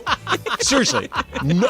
I challenge you to find anybody who went to a gender reveal party and walked out of it saying, loved it. I'm glad I went. All right, Al? I don't get them. I don't understand. I'm gonna go Cap. If somebody else wants to do it, they can do it. Just don't expect me. I don't want to feel obligated to go. I have never been to a gender reveal party. I have some cousins who have done a gender reveal party, and I always got that card of, well, I got work. I'm in LA. They're in San Diego. It's probably a waste of money, but it's their waste of money. So if that's what they want to do because they feel like that's a great thing to do for them and their family, I don't have a problem with it. So it is a fact. It is a waste of money. All right, Morales? Fact. Cap. I said Cap. Fact. You can't answer my Fact or Cap. Fact. Come on, dash Alan. I have a friend who was recently involved in the planning of one, and just her telling me about the play-by-play of it all, was nauseating to me. So I can only imagine being actually involved in it or having to go to one. Oh, Andy's right. You got enough to pay for, Jack. Seriously, to save your money. But probably, I'm assuming anybody who does a gender reveal party, it's their first kid, right? And they have no idea what the expenses are going to be, and then they probably won't. Let's do it ask again Andy. for the Brian's second got kid. your brother. Brian's got a lot of kids. Has he done gender reveal parties for number 5 or 6 or whatever it is? If he has, thankfully, he never invited me. Oh, that's good.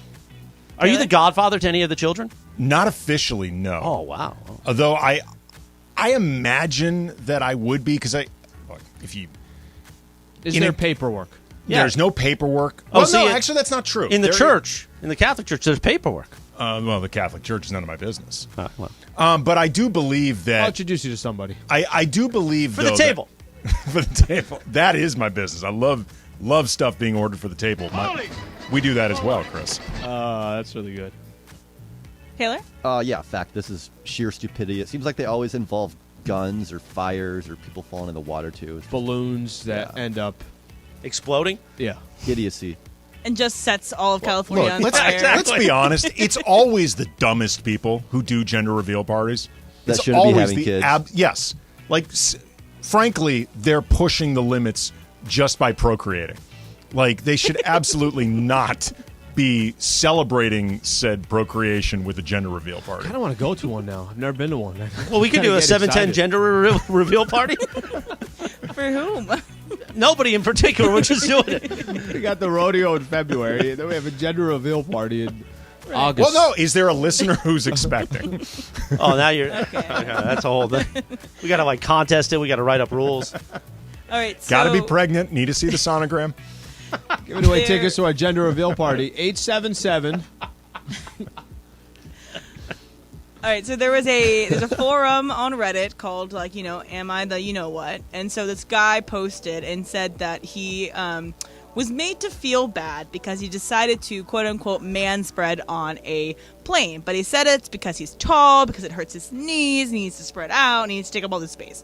So you believe that it's acceptable to man spread on a plane. Morales, fact or cap? What does that mean exactly? So it means that you're spreading your wet legs really wide. Oh, okay. You're not close together. You're taking up more space than your allotted space. So here's the problem. Again, I am North American cut like Trav.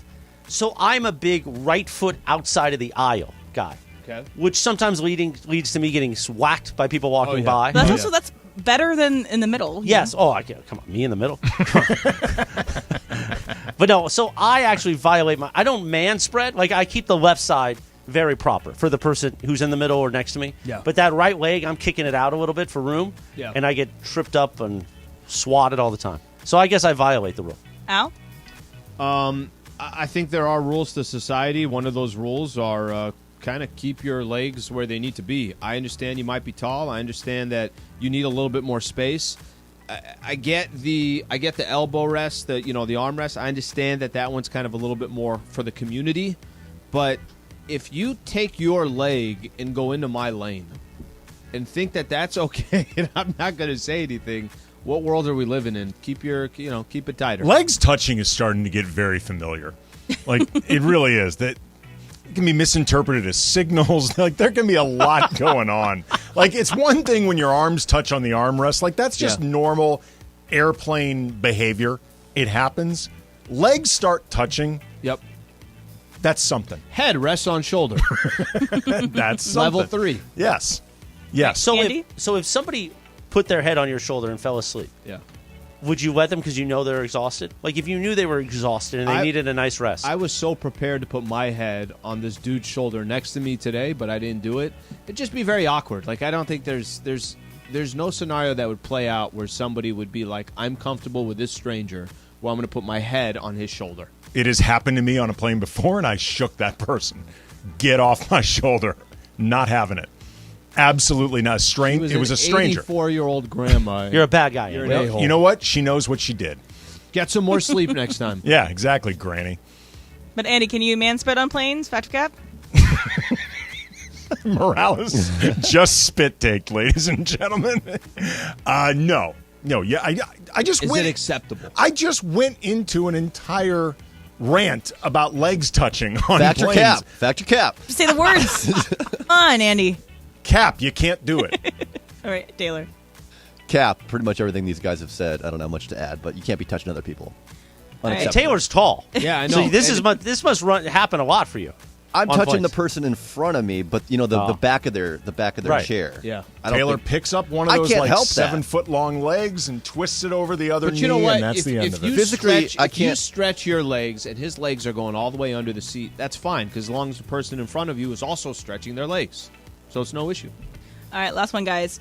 So I have a group chat with some friends from college who I don't really keep in touch with anymore, but they also just tend to blow up my phone a lot in kind of annoying ways. And so I decided to mute it. So I don't get notifications for it, and I don't see it. Occasionally, if I want to, I can go back and look at it, but I typically just don't even go back to it. So you have group chats that you put on mute. Taylor, Factor Cap. Oh, yeah, fact. I think this is pretty much every group chat I've ever been in. I put it on mute and just check it later. All right, Alan? Current one, the same group that we got 5 guys that are on there. 4 of us went to the San Diego State, obviously the Final Four. What happened to the 5th guy? Wasn't invited, or he what? He lives in Jordan, so he's not able to come. No, gonna fly over. Not really feasible there. Spirit doesn't come over from Jordan. Direct from Amman,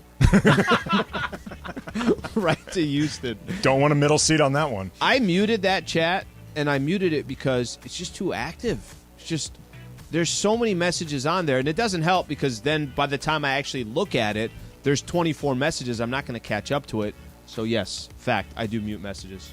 Morales? Cap, I'm an over-eager group chatter. I enjoy group chats. I like to send GIFs. I like to send pictures of the group from old days. And then I'm always disappointed because nobody else's enthusiasm is up there. Slee, I think you know this. You're on a few group chats. I'm an over-eager group chatter. And I always get disappointed. But it's not, I'm telling you, at least this chat, it's 15 messages a day. What do you want me to do with that? That's a lot. You're not sending 15 messages a day. I can. If you respond, I will. That's what you're telling me. Do you want a picture of you and I from 3 years ago on this day? I'll send it. Andy? Cap, I don't do that. The group text that I'm in, I actually enjoy those threads. I want to be up to date with them. Also, too, the way Taylor talked about group chat threads and Morales, totally on brand for both of them. It is absolutely believable that it Taylor doesn't mean you don't care. You just check it every couple hours. Whatever. I'm just saying the fact that you can live without being completely up to date and talking in all of them in real time on brand, that Morales is the one instigating all the text threads also on brand. Taylor muted me, and it's not even a group chat. It's just me. It's that green bubble, man. I'm like, Taylor, there's nobody else on here. Why are you muting me? All right, we come back, and we didn't get a chance to talk about it. I know I teased it about looking at load management and if there's a way to solve the problem. The NBA is trying to do it. Is there a solution to it? Plus, we'll hit on the Lakers and this big week. This is a final week of the season. There's only 4 games left, and what could be determined over these four final games. Do all that coming up next. Stay right here. Travis and Sliwa Show, AK in the house.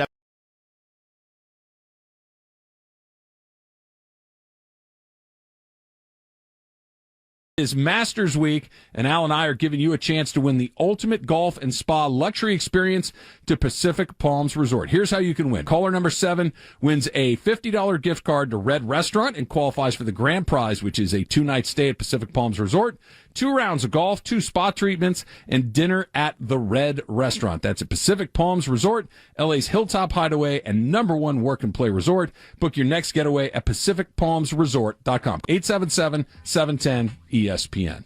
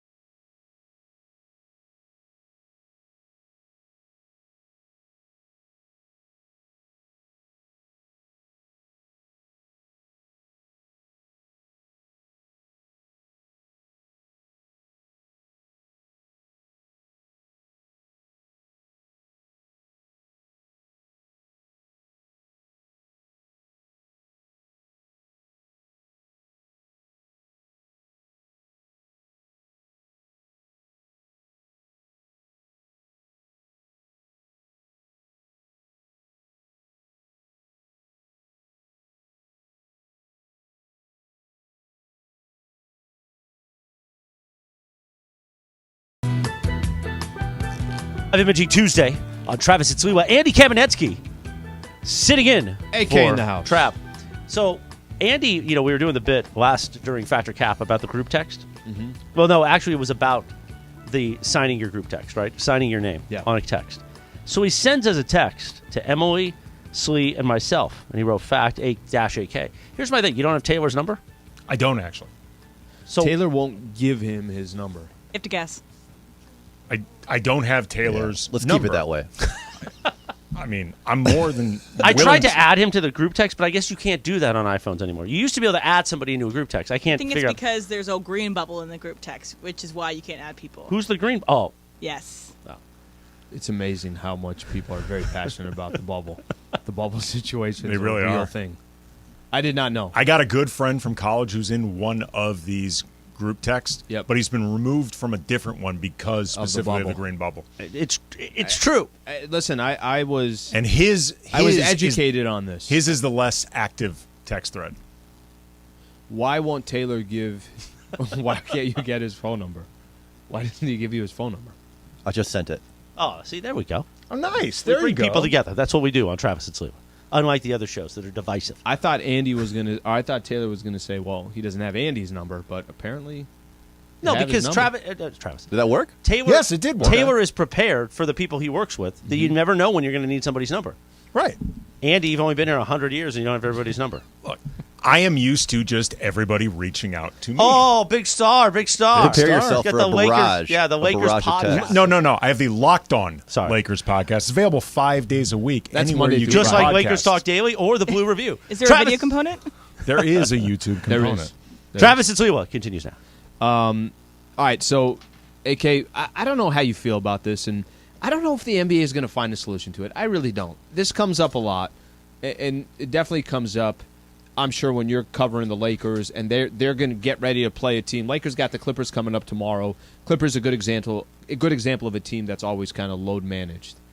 So the NBA, in their new collective bargaining agreement, has it in the new terms that to hit a lot of these thresholds, if you want to win MVP, if you want to be Rookie of the Year, if you want to be a lot of these individual awards, and there's other things on there as well, you got to play at least 65 games. 65 games is the number. Just help me understand this. When you watch today's NBA, how much in watching a game or preparing for a game or looking forward to watching a game, how much are you the highs and the lows because of load management? Does it have that much of an effect on? Do you think about it a lot? Let's put it that way. Look, it's hard for me to answer this in certain respects because I'm covering the league as part of my job. So I'm not feeling the same highs and lows that a fan would as a consumer of it. Mm-hmm. You know what I mean? Like, as much as I love the excitement of the NBA, my job exists as my job, and it becomes separate from the way the highs and the lows affect you purely as a fan. Mm-hmm. Are there times where I've felt a game becomes anticlimactic though, because such and such star isn't playing that night? I think it does happen. I do think though that we throw around now load management too loosely. Like, when a player doesn't play in a game, like the second end of a back-to-back, yep, because they're very recently removed from an injury, mm-hmm. I don't think that's that uncommon or that objectionable.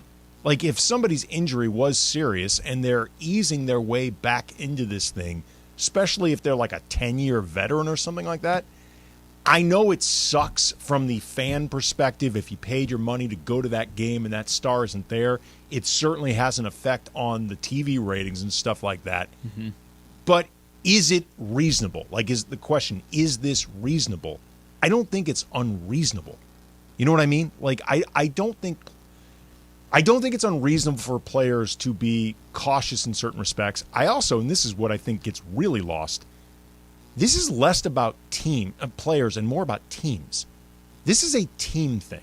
Team philosophy, yeah. Right? Well, mm-hmm. This is the part that I think is driving this more than anything else, and I don't think it gets talked about enough. These superstar contracts now, or even just high-end role players, but especially superstars. Yep. These contracts are so expensive now.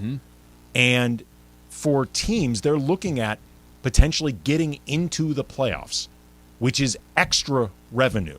Like the 82 games, those are baked into the cake. The playoffs is the extra revenue.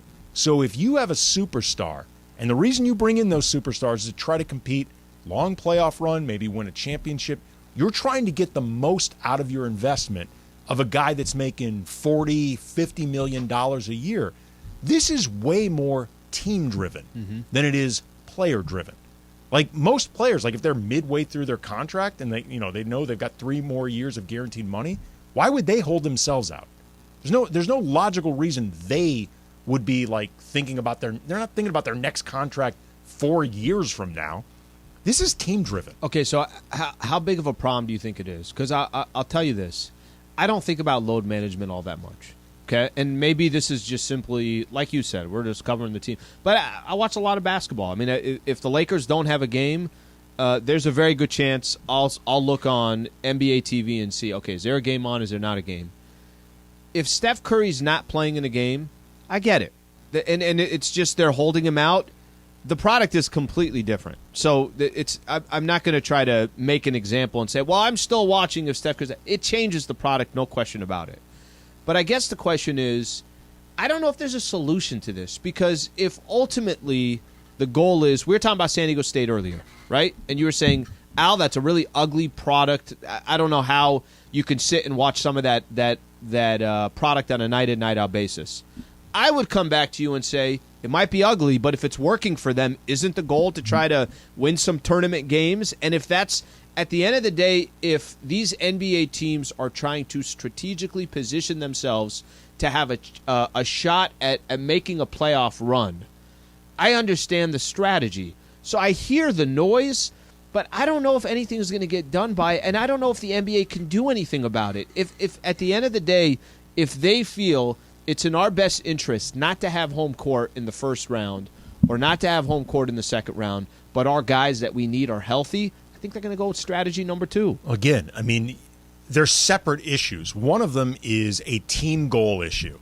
The other one is health of the league issue, or just the big picture involving the league. Are you drumming up the most possible interest? Are you putting out the best possible product? The answer is no. They're not. They're clearly not. They're not. And whether. But is there enough noise to stop? You could not possibly have more noise about load management than exists. But it gets talked about. But is it affecting the bottom line? Because if it's not affecting the bottom line, aren't they just going to keep doing it? Of course they will.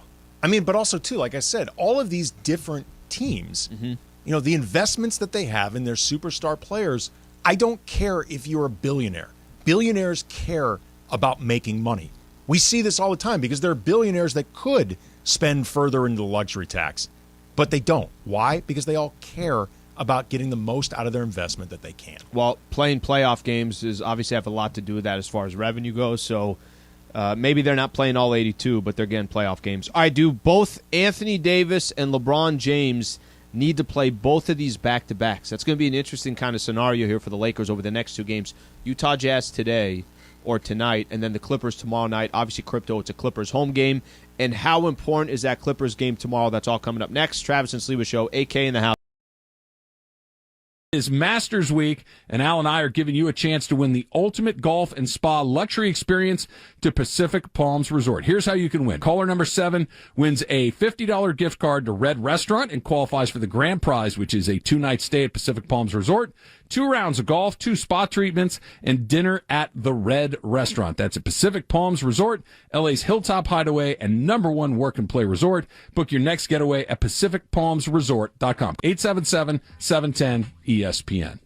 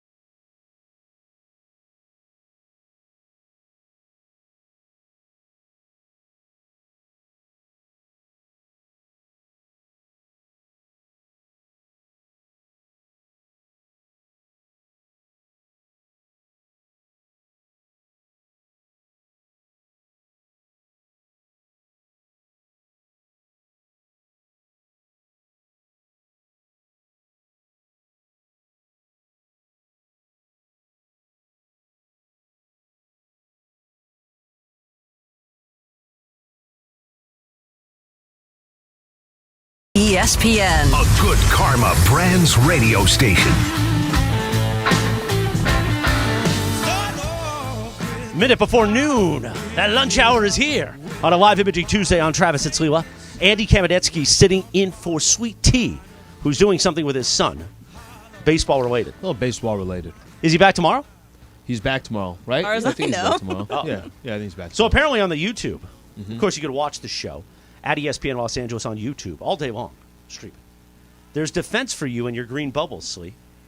A lot of people are very passionate about this. I had no idea when I got the Google Pixel that, people don't like that. If you're on the iPhone, and this is the first time, I think since, what was it, BlackBerry probably, and then since then just all iPhone, first time I've kind of ventured out, people kind of go, they don't like that you tried something a little bit different. What did Lady Slee say about that? Is she Blue Bubble? She is Blue Bubble. She has an iPhone. She encouraged, it's actually, to be honest with you, she kind of pushed me to get it. She's like, you should try it. It's a new phone or this. I got a coworker. He talks about, hey, it's a great phone. When you go international, you go do this. She enabled it. Or she just doesn't want to text with you. She hasn't texted me since I got the phone. I'm saying. Like, good morning, babe. Plus, you can't do all the location stuff on the screen. Right. Yeah. Well, people are saying, like... Was she following you like Rachel follows Cap? No, there's no following. Her locations? There's no following. And if she follows, she's like, this is the most boring thing ever. Oh, he's at the pickleball court again. He's going to a car wash? Awesome. That was also in Succession, too, when they were watching Willow's little bubble. Yes. Yeah, that was great. But yeah, people are saying, like, oh, yeah, good for Slee for resisting the iPhone homogeny of the world or everything. But, okay, I'm not going to listen to the YouTube commenters. Let's just say that, too. Why wouldn't you listen to them? There are listeners. Yeah. They're all probably, they love the Google Pixel. Oh, Anybody who's defending... I'm always about to get torched. Everyone who's you had to stop yourself. On that note, Travis and Sliwa continues now. These are our customers. Everybody who is defending the green bubble, I'm not listening to you. I'm just saying, I'm not listening because it's a crazy take. It's ridiculous and it ruins all group texts. Sure, I agree. And Travis defends it because he took your name off of his phone for forever because he's like, I can't text Slee with the green bubble. I can't do it. So passionate. It's all him. He could do whatever he'd like. Does the Lady Slee text Travis to let you know certain things? Mm-hmm. Like if she's trying to get a hold of you? Yeah. Like pass this along to Alan? Goes through Travis and then comes backdoor to me. Nice. Comes backdoor to me. That's usually how it, that's usually how it works. It is kind of fun. I'm not kidding. It really is. Getting the phone there's just two camps of people. People who don't give a you-know-what and people that care way too much of it. And I'm in the middle where I'm like, it's the same thing. I like the synchronicity between Apple products if you're using them. Like, I've got an iPhone. Yeah. I'm all over the place, bro. I basically have a Toyota engine inside of a Honda or something. Right. Because I use my Apple AirPods, or I use the AirPods, and it links up fine. But I also have a Mac, and I also have a iPad. By the way, unsolicited plug, unless they would like to sponsor the Locked On Lakers podcast. Spirit Airlines? The new AirPods are incredible. Oh, you could have said fire right there. Oh, you're right. It was the opportunity right there. You know what? I don't want to besmirch these AirPods by making it seem like I'm being in any way facetious. Are they over-the-ear ones or the ones that are actually in your ear? In your ear. Yeah. The noise cancellation is... Wait, is it just these or is it different? The new updated ones. And they've got to have like the little rubber... Don't look down on mine. I saw the way you looked at these. Well, you haven't opened them. It's the same case as I have, Alan. No, I think it's the same thing, right? Can you use those? Oh, yeah. Yeah, same thing. Oh, the noise cancellation's ridiculous. Incredible. Taylor, watch yourself, bro. I know where you were going. Is it compatible? I don't know. It is compatible. I didn't know. Okay, it is compatible. Today I learned. Like, they're unbelievable. I can't tell you how many times I've had them now for a few weeks. Mm-hmm. How many times my wife has been like, dude, I've been calling you. You're not hearing me. She's like, maybe a foot from me. Maybe they're incredible. They're really, really good. I had to use them on the plane this morning. Some guy, do you sleep on planes or can you not sleep on planes? I can't either. I'm incapable of it. I mean, unless I have the right setup, and what I mean by that is I have to be probably on the end by the window, and I have to have like a pillow or something. Like I need something to make it happen. Unless I had no headrest pillow, and I'm on the aisle, so I'm just basically like this. I couldn't sleep. Unless I happen to be the only one in my row and I can lie down, I am incapable of sleeping on a plane. I don't care how long it is. Curled up. I've done that all before. three. I've gotten lucky. Do you know why I put these on today during the plane? not because I wanted to listen to music or I wanted to listen to something, is the guy right next to me was out cold. Snoring. And snoring as if he was, I don't know, in his 11th hour of sleep on a Saturday. Snoring. I put these on just so I didn't have to hear him. Snoring is awful. Yeah. When you're trapped in a room with it. Yeah. Does it ever happen? So do you snore or no? I've been told I don't. Okay. Or no more than just anybody breathes while they sleep. Just hypothetically, right? Does your wife, sometimes you could be sleeping a certain way, anything. Does there any noise? There can be. Okay, there can be. I'm the same way. My girl does not at all. But sometimes there could be a little bit of noise. What do you do in that situation? I'm kind of an a-hole in that situation. I give her a little... and then you pretend that you're asleep? No, I tell her. I'm like, you're so you know, you're snoring. And she goes, oh, okay, sounds good. Because I do the and move... then she moves a little bit. I do the move where I push, and then I immediately lean back over like I've been asleep the whole time. She's not listening. You should push and run to the living room. She just hears you running to the living room. She's like, what is this guy doing? Okay, you brought up something I think was interesting. We know how big of a game the Lakers have.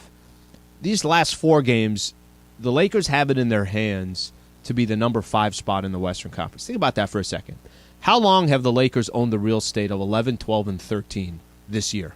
Forever. They spent the overwhelming majority of this season, other than like 5 games, below the number 10. Below 500 and below number 10. Yeah. So now they're sitting here. They're 2 games over 500. And if they win their last 4 games, I'm not telling you it's going to happen, but anything can happen. The Utah Jazz, of course, are going to be favored. They should win tonight. The Jazz aren't going to play most of their players because they have no interest in playing. They got the Clippers tomorrow. Before I overhype the Clippers game tomorrow, Clippers aren't playing great basketball. They've lost 4 of the last 7. You used the word earlier, vulnerable. They're still kind of trying to figure things out themselves. Now, they have not played a game, I want to say since Friday or Saturday. They haven't played. So the Lakers will have played 2 games before they face the Clippers. So that certainly would be an advantage for the Clippers. By the way, whoever wins that game probably ends up, it's a guarantee that you're going to be in the top 6. It's a full game swing. It's a full game swing. And Clippers have the tiebreaker. So if you lose that game, they gain a game and they have the tiebreaker. You can kind of put a wrap to that. You're going to pass the Clippers. So we know just what's at stake here and how big everything is over these next couple of days. We'll see if the Phoenix Suns have something to play for by the time Lakers play on Friday, and then the Utah Jazz. Lakers will close out the season. You said something that I thought was kind of interesting here, that the Lakers getting LeBron back as early as they did. Remember, it seemed like we'd be getting LeBron back this week. Is it possible for him to come back the final 2-3 games? That was, I thought, was kind of like a best case scenario. You'll get him back this week. You'll be in the play-in tournament. He'll get a couple more games, 1, maybe 2, and then eventually, hopefully, get into a 7-game set. He came back early. I know you mentioned you and BK were doing some stuff on the Locked On podcast. Walk me through what you were telling me in the break. Well, this is an observation Brian had that I hadn't thought about, but I think was really smart. Beyond the obvious benefits of getting LeBron back because he's LeBron, the Lakers have a lot of decisions to make this offseason when it comes to D'Angelo Russell, Rui Hachimura, guaranteeing the final year of Malik Beasley's contract, what you do with Jared Vanderbilt, Austin Reeves. Basically all the guys that you traded for at the deadline. Right. Plus Austin Reeves. Right. Every single person that they brought in at the deadline, or even going back to Rui Hachimura, they could all be let go. You could not pick up Malik Beasley's team option. Vanderbilt and Mo Bamba each have like $300,000 guaranteed, but you can basically get rid of them. You cannot bring back Austin. You cannot bring back D'Lo. You cannot bring back Rui. And theoretically clear the decks beyond like LeBron, AD, and Max Christie if you wanted to go that route. And while I think that would be insane, and there's been a lot of reasons that you should be looking to run back as much of this team as you possible. Currently have, yep. And I've seen a lot of Laker fans express the same sentiment too, getting excited about it. The more Rob Pelinka and all the other powers that be get to see how certain guys play with LeBron, or how LeBron being back slots everybody else into a more appropriate role for what you expect from them, that's more info. And that's really valuable, again, beyond the on-court product for however long this season lasts, for big decisions like, really, really important decisions. This offseason is hugely important. This is really good for Pelinka to have. Well, I think it also says one thing. It's not just good for Pelinka to have. I think Laker fans, too. We get caught up in this, right? Hey, go get Kyrie. We did that at the trade deadline. I was one of them. When Kyrie decided I want out of Brooklyn, right? This is before all the other... You didn't know... The Lakers were in a desperate situation. You didn't know what you'd be able to get for Russ. Okay, are you talking about the off-season Kyrie or the mid-season Kyrie? 2 months ago, Kyrie. Okay. Month and a half, mid-season.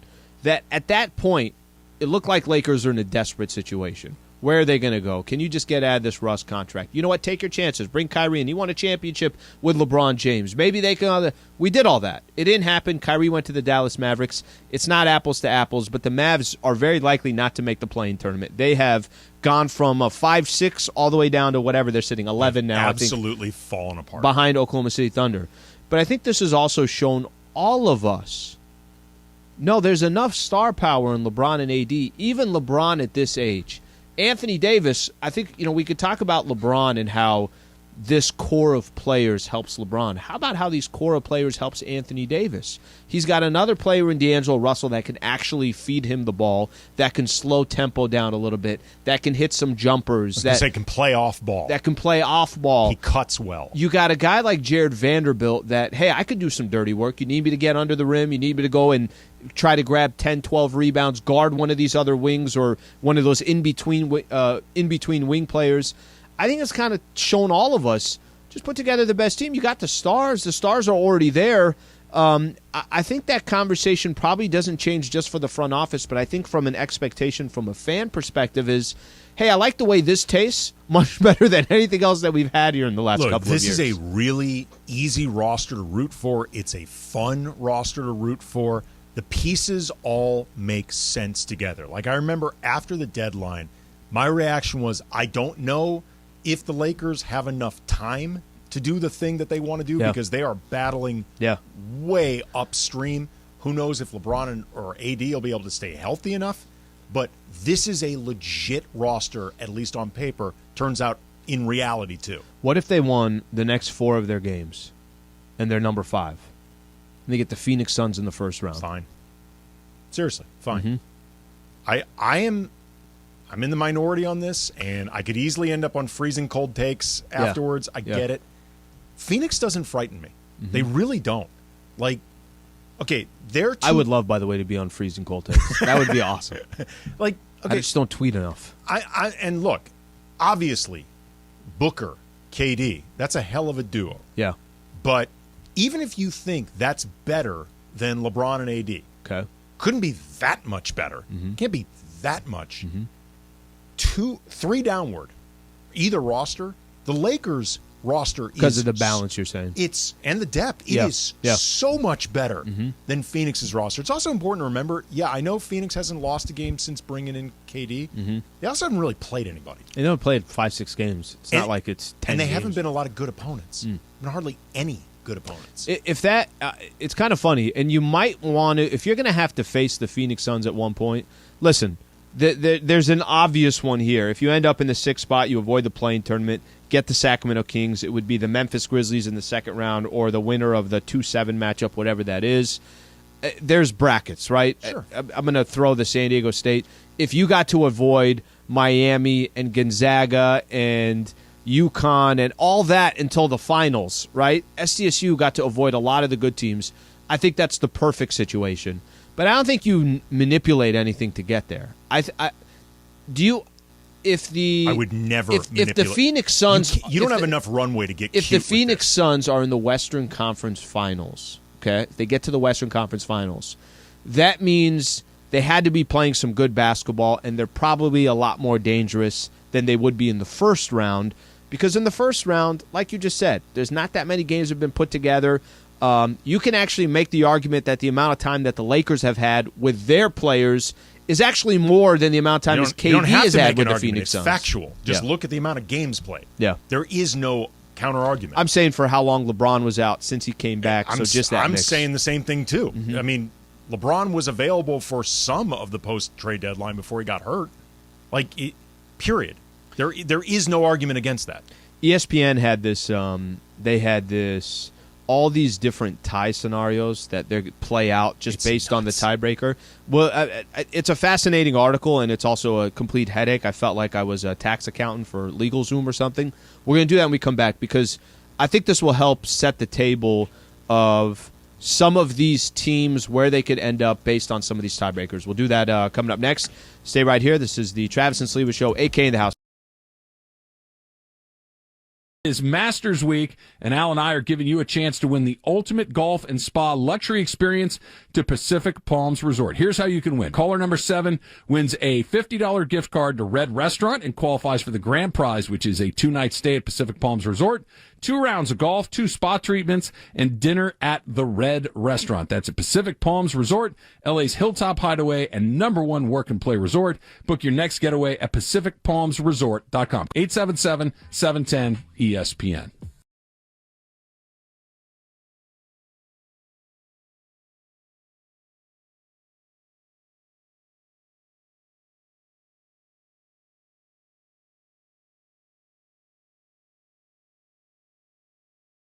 Is Masters Week, and Al and I are giving you a chance to win the ultimate golf and spa luxury experience to Pacific Palms Resort. Here's how you can win. Caller number 7 wins a $50 gift card to Red Restaurant and qualifies for the grand prize, which is a 2-night stay at Pacific Palms Resort, 2 rounds of golf, 2 spa treatments, and dinner at the Red Restaurant. That's at Pacific Palms Resort, LA's Hilltop Hideaway, and #1 work and play resort. Book your next getaway at PacificPalmsResort.com. 877-710-ESPN.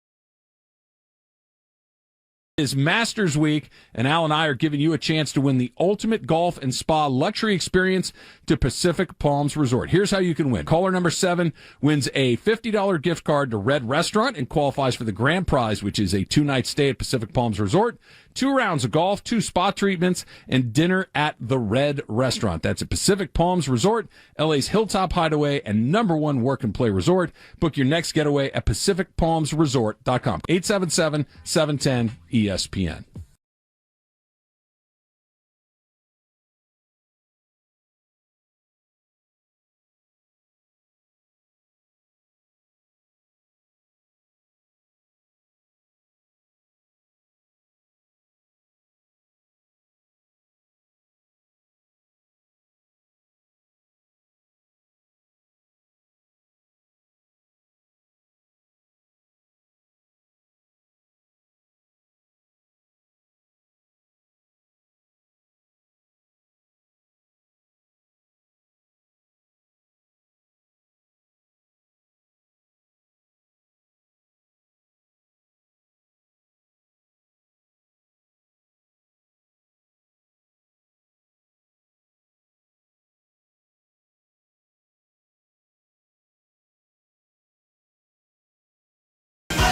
Look at that, little Bolton for your lunch hour.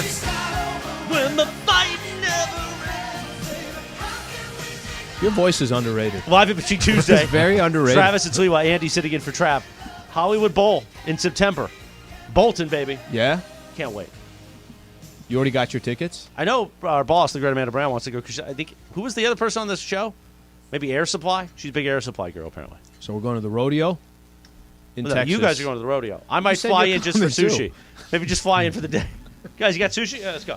For the table. All right, guys, can we get a Texas It is Air Supply salmon roll for the table? Meanwhile, coming up at 12:30, we're talk about trigger warnings. Okay, producer Emily and producer Taylor just gave me a whole thing about trigger warnings. I didn't really know what that meant. Okay. But we're going to talk about the 7:10 trigger warnings around 12:30. But meanwhile, producer M has got a story about the gym yesterday. Take it away, producer Emily. All right, so I went to the gym yesterday, and I was using cardio. It was kind of like at a bad time because it was pretty busy. It was like around 5 o'clock. Did they have the sign like, hey, 20 minutes when it's full, and then you got to get off, one of those? I think it's like an implied sign, but there isn't a sign. Okay. But anyway, I was on the treadmill, and I had like the treadmill next to me was broken, so it had a big like caution tape around it, like don't use this treadmill. And then the treadmill next to me was empty, and then I was on my treadmill. So I was like, I got going or whatever. I was doing my own thing, and then I see someone get up on the treadmill next to me, and I kind of get like a little bit annoyed, like, oh, can't you go somewhere else? But it was very busy, so the person got on next to me, started doing the little buttons, and then they got off, and I was like, oh, okay. And so a little time goes by, and another person gets on the thing, does the little buttons, and then gets off it and goes away. And I was like, I was on this treadmill for probably 15 minutes, and I want to say 9 people got on the treadmill next to me, tried to get to work, and then left. So it's not working. But clearly it's not working. Yeah. I got a quick question. Yeah. Why did you get mad that they went on the treadmill? Okay. Well, one, if there's space if there's another space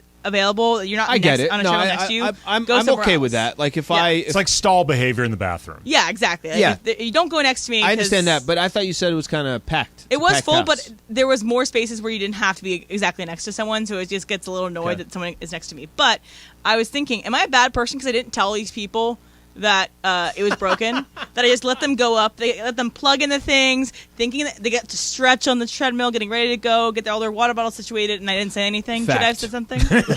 That's a fact. Swipe right. That's a fact. Swipe right. I think you should have said something to them. I mean, because there's a setup to, you go use the elliptical. You get on that. Why'd you say elliptical when you looked at me? You don't think I can do a treadmill? No, because I typically am lazy enough to use it. I don't even know if the elliptical burns a calorie. It tells me how many calories. It does. I'm like impossible. I just burned. Well, if 400 calories. If walking burns calories, then being on an chewing elliptical gum burns calories. I get it, but like it's not.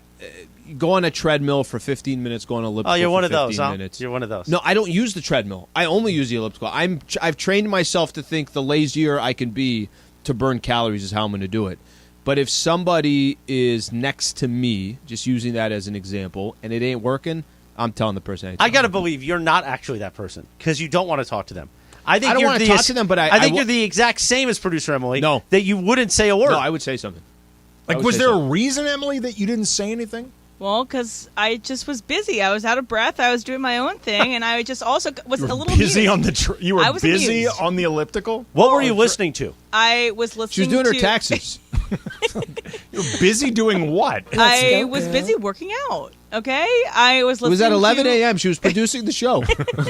I was listening to some Kim Petras. I was listening to some Megan Thee Stallion. I was like in my own world, and it also was a little bit amusing to see people come up on the treadmill. Okay, see, that's what it was. Yeah. That's the answer. Yeah, you've been hanging out too busy. You've been hanging out with Travis too much. I mean, you weren't too busy to laugh at Travis him. hasn't seen a treadmill since 1988. Santa Barbara coach made him get on it. By the way, don't forget, Lakers are back on the court tonight. 4 games left on the push to the playoffs. Coverage begins at 4:30 p.m. The Toyota Lakers countdown to tip-off with Slee. After the 4th game, it's a final. Come on, man. I can't just do it on demand. Chris. 6 p.m. So many levels to that. The answer is yes, you can. John Ireland and Michael Thompson have your play-by-play. Lakers, Jazz tonight. It is a final. There you go. Apparently, playoffs already started because all I did was try to go use the restroom for a quick second.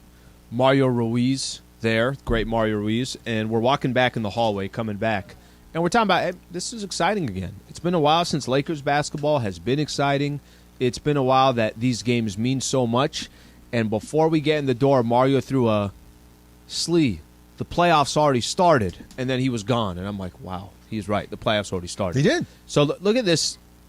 ESPN has an article right now on just all the different things that can happen with some of these teams. Because, listen, we're talking about the Clippers, the Warriors, the Lakers, and the Pelicans, all 38 losses. That's 5 through 8 that everyone's jockeying for position, and critical position. You can avoid the play-in altogether, or you're a 7 or an 8. Minnesota Timberwolves, the Oklahoma City Thunder, and I still have no idea how the Dallas Mavericks and the Utah Jazz are still in the mix here, but they technically are, right? Especially the Dallas Mavericks. I think Dallas has actually decided they're no longer in the mix. I mean, there are reports about potentially shutting down Kyrie and Luka. What do you think of that? Before I even get into any of this, I'm going to just play this out here. How can you possibly decide you're going to shut down Luka and Kyrie? You went out and made the trade in the offseason. Kyrie's an unrestricted free agent and whether Dallas has any interest in bringing him back, but you traded pieces to go get him, whether Kyrie has any interest coming back to the Dallas Mavericks, don't you want to take a shot? Don't you just want a shot to get in the play-in? What do you got to lose by getting in the play-in tournament? I think I'm not 100% sure about this. I don't know all the ins and outs of the Mavericks picks situation. I think their record affects their ability to keep a pick this year, or this is the only pick they're going to have for a while, like something so like why that. Make the trade? They're trying to make Luka happy, which I'm okay with. Listen, when that trade happened, I remember even saying, "Look, and why did the Lakers trade for LeBron? I mean, not trade for LeBron, trade for Russ." No, but what I'm saying, and again, you miss, and that happens in sports. You try something, you think it's going to work. And it misses. The question is, how soon can you correct it? Because I think missing is just part of the job, whatever it is. They might look at that pick as part of what can help them correct it, whether as a trade asset or whether somebody they bring in. I mean, we talked about before, the Mavericks. They traded 2 months ago, so it's not like it was. The Lakers, I think, what the biggest frustration with Russell Westbrook was, you went through a full season with him. It was clear that this is just kind of what it is. It happens. You make mistakes. And then you went through another how many games before they traded at the trade deadline. I get it. You're trying to wait for the right move, everything else. But nothing was going to change as long as that player was there. This was just 2 months ago. Well, okay. Just because they shut these guys down doesn't necessarily mean that they're moving on from Kyrie. Like, I would think that this is something that they talk about with both of those guys. And if nothing else, they want to get Luka's buy-in. Like, if Luka is getting shut down, you want to make sure Luka is okay with this. Again, I don't know if this is what's going to happen. Yeah. I've just been hearing talk that it is possible that could be the case. But they may just have decided ultimately getting this pick or maintaining the pick is more important than getting in the play-in tournament. Well, the vibe around this team right now is so bad. Like, Luka's body language has been horrendous. He keeps getting teed up. There's all this arguing going on. You know, like, this team isn't built to go anywhere. Like, it's not good enough. They traded all of their depth and defensive players, and they were already defensively vulnerable anyway. They're not going anywhere, and I think they know they're not going anywhere.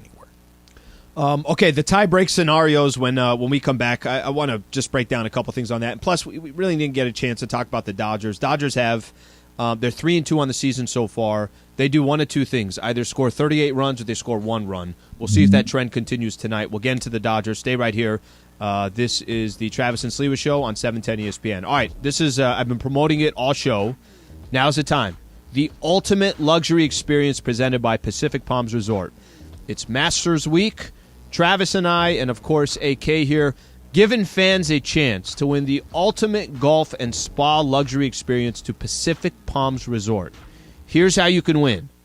Call right now, 877-710-ESPN, 877-710-ESPN. Caller number 7 wins a $50 gift card to Red Restaurant and qualifies for the grand prize. Here's the grand prize. A 2-night stay at Pacific Palms Resort, 2 rounds of golf, 2 spa treatments, and dinner at the Red Restaurant, Pacific Palms Resort, LA's Hilltop Hideaway and #1 work and play resort. Call right now. FanDuel Sportsbook.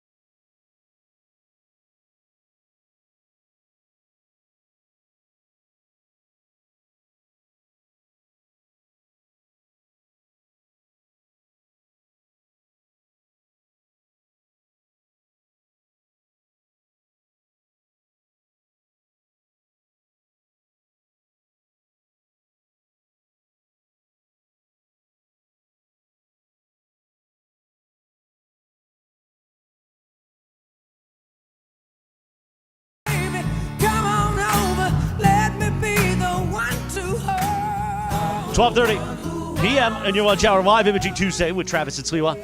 Andy sitting in for Trav.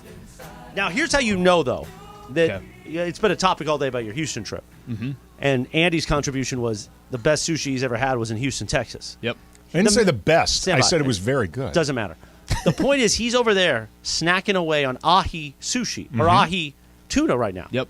Like, who brings that? Seared ahi. Who brings that in the lunch bag? Here's the story. I brought it from Houston for him. He said, "You can bring one thing back for me." Thank you. At 3:30 in the morning, if you can just, I know a guy, and I went and picked up the back in sushi. the old days when he was sitting in on the morning show when we were live and local. One time he broke out ahi tuna at like 7 a.m. and I couldn't stop doing the bit all morning long.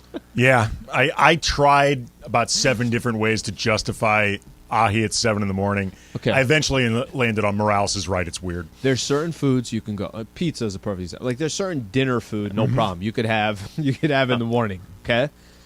Sushi and seafood and any of that's not one.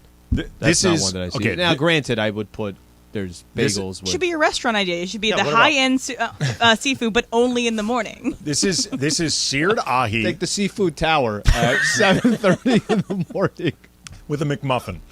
I seared this tuna last night and then chilled it because chilled seared ahi is good. I like to cook, man. That's impressive. That's impressive. It's not right that there. impressive. You're taking a piece of tuna and you're putting it on a No, pan. the fact that you're actually doing it is impressive. I like to cook. I legit like to cook. I roasted these vegetables. That I'm I eating tell as them about well. the pizza. You made your own pizza? I make my own pizza all the time. I have. You have the whatchamacall? For the table. I do make it for the table in my house. Pizza stone? I've got it's like an indoor pizza stone. And I need you Heats to up do about Jersey 500 accent degrees. anytime we say for the table. Hey, for the table. I'm making the pizza for the table. For the table. I'm half Italian. You going to invite me over to try your pizza? Actually, yes. Oh, okay. Anyway, so we're going to talk about... I'd prefer to bring it into you, but if you must come over. AK already muted that text. He makes a mean seared ahi pizza. Not that I would not do. That's too much. Time to talk about trigger warnings. And producer Emily's got the trigger warnings of 710 ESPN. All right, so a trigger warning for those who don't know, or something like if you are affected by certain subject matter, that before you text or tweet something, you say, oh, it's a trigger warning for XYZ. So just so you're aware, this is going to come up, and whether or not you want to hear it, then you can continue on. So, yeah, the more you know. That was good. So, for example, this article that I was looking at said, so trigger warning for a Nancy Meyers movie. So a trigger warning for a Nancy Meyers movie was, trigger warning, you can't afford this home. Or for Star Wars Phantom Menace, it's trigger warning Jar Jar Binks. Just for the entirety of the movie, Jar Jar Binks. Or for the movie Elvis, a trigger warning of Tom Hanks. So I was going to toss out some ideas of trigger warnings for the 710 station. Okay. So Bam! Travis and Sliwa's a trigger warning is you'll get hungry while listening to the show. Okay. I like it. So it fits. Trigger warning for Mason and Island is you'll feel poor because they have a lot of money and they have gated communities. They talk about golf. They talk about all these fancy things. So that's what you'll feel. And then for Sedano and Cap is like Love Boat. Love Boat will be stuck in your head just going, Love Boat, all the time in your head. So that's my ideas for trigger warnings. If anyone has any better ideas. You know what's interesting about the Love Boat bit? Mm-hmm. The Love Boat bit was the height of that show. That's when they cleaned up at the Mandy's. That's when the show was really good. As our boss, Amanda Brown, has pointed out, the show's kind of, it's taking a few steps back at times. I didn't say it. She said it. Mm-hmm. I think it's because we cut down on the Love Boat bit. So Love Boat comes back. You think Love that Boat! changes? That was at the height of Sedano and Cap. How did Love Boat start? I don't know. Like corporate Greg's walking around. He's desperate to get on the air all the time. What's going on? Right now he's going to be like, I can't believe he said that. I'm just wondering if maybe the Love Boat time has passed. Like maybe the problem is they're trying to go too far back into that well. They need to find a new bit that was exciting like Love Boat. Listen. Take it from a bit master. I have the award, the Mandy, in my office. When you find something that works, at least one. All you need is one person to laugh. You keep hitting it. You keep hitting it. Okay, you guys haven't given up talking about the Lakers for like 30 years, right? It's your thing. Well, I mean, that's not really a bit. The team exists. Yeah. Okay. So we got to bring back Love Boat. I want to thank Emily. So she might have just saved the next 5 years of Sedano and Cap. Mm-hmm. So you talk to them later today. Well, they're not on today. Oh, We that's got right. Lakers, so we got to 4:30 go. p.m. No, tomorrow. Tomorrow they're on. Tomorrow's 7:30. I'm actually in for Cappy tomorrow, I guess. Really? Where's he going? I don't know. I don't even know who I'm with tomorrow, but I'm on that show. Cap's staying in Houston. He's staying in Houston this whole time. He doesn't leave till Nance leaves. Mm-hmm. Sedano was talking about his whole travel plans or not travel plans, but his travel schedule. It was from L.A. to Miami to L.A., then to Sioux Falls out of nowhere, and then back to Miami. He's got the G League, I think, right? He's one of those guys. I used to get this with Andrew Siciliano, friend of the station from DirecTV, Sunday Ticket, NFL Network. I love Andrew. Worked with him for years. Yep. Friend. Very good friend. These guys love to talk about travel. Hey, man, did you go PDX or did you go PLY? It's like, oh, dude, I just flew into Phoenix, okay? Do you got your JetBlue miles? Do you go miles or you go regular on this? I mean, they love to talk about travel. Hey, there's a 7:30 out of O'Hare that'll get you there 20 minutes faster. Okay. Well, it's how you talk yourself into not accepting the idea that you hate it. Right. Like that you're so sick of being on a plane all the time. Have you traveled? Did you travel when you were covering the team? Did you also travel on the road or no? Occasionally. Okay, occasionally, but not the full schedule. I've never done a full 41 road I haven't game either. thing. Bro, some of these, how do they do it? Now, I understand. John and Michael are on the team plane. That's different. Yeah. But beat writers. Oh, yeah. I mean, they're going market to market. Jovan Buha, that is a perfect rough example. lifestyle. McMenamin, that's a rough lifestyle. Dan, Brad Turner, all these guys. I could see where the flight information becomes like the gold of the conversation. They're on a plane basically. Well, and you spend your your entire life with other people that's all they do too. So that's basically all you can talk about. Like you basically become reduced to just discussing miles, Gold Club status. There's nothing else. I do that on the train. Like, guys, you take OC 681? Yeah, I'm on 682 going home. Oh, cool. I'll see you on 682. It's the equivalent of American Psycho, the business card scenes, where they're just comparing their different business cards. Do you want my business card? I got a QR code on it. That's the new thing. Just scan me right in. I have an Amtrak question for you. Wait, you don't take Amtrak, I do right? sometimes, yeah. Tonight I might take Amtrak. All right, so what side, if I'm coming from L.A., I always pick the wrong side. You got the side you're on the side of Coastal, you're right on, that's your view, or you're on the other side. I swear I pick the wrong side every time. Well, just move over. Well, no, I know I do that, but no, actually I can't do that. Most of the time when I do it, that's it. Those seats are already taken. So from L.A. Oh, so you're not in business class, you're in coach. Yeah, I'm in coach. Oh, when you take surf on, you got to go business. But the business class, it's only like $10 difference. Yeah, but you get that nice. And here's the key to. I know we're going inside baseball. Yeah. The Reddit page isn't going to like this. The business car that you enter, business, you go to the next one. The next one's like never been touched. Wide open, but also they don't come over there, so you can't get drinks. And Is stuff. it back now where it's all the way to SD? No, still no. You got to take a bus once you get to San Juan Capistrano or something. I don't know about that one Because the soil's retreat. No, I'm not joking. No, I know. I thought they were working on it, or maybe they are working on it. Trigger warning, during travel talk. At least during the week, it's not. Maybe on the weekend it's back up. But that's what sometimes when I take the last Amtrak out of Union at 10:40, it's now a bus. It's one of those big like Greyhound type commuter buses, which is not bad. It's kind of like being on the train. Do you want to talk about the tiebreakers with us? Not really, no. Okay. Are you going to do that now or next? We're going to do that right now. Oh, okay. Next is the dump. Yeah, we got a little time here. Coming up in minutes is the dump. But right now, Travis Slee with Andy Kamenetsky sitting in are going to talk about tiebreakers. All right, it's impossible. This article that's out there, it's impossible for us to figure out all the different tiebreakers that are out there.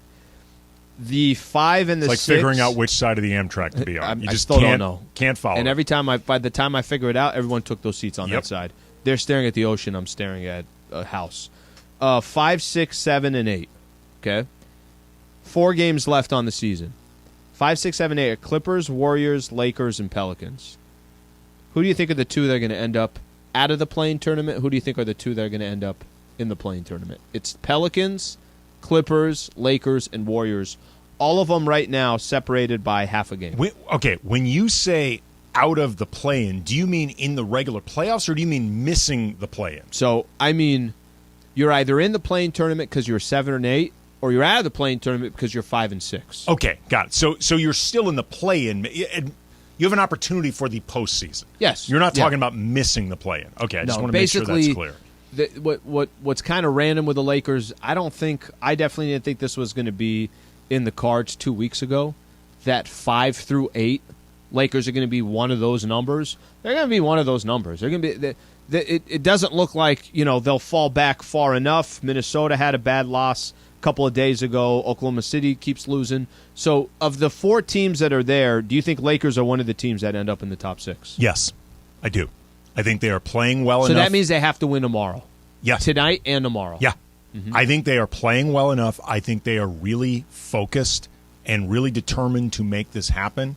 And I mean, look, we'll see what happens. D'Angelo Russell got, in case people didn't hear about this, downgraded from probable to questionable. Yeah. That foot that kept him out of the second half of the game against the Rockets. The game against the Rockets.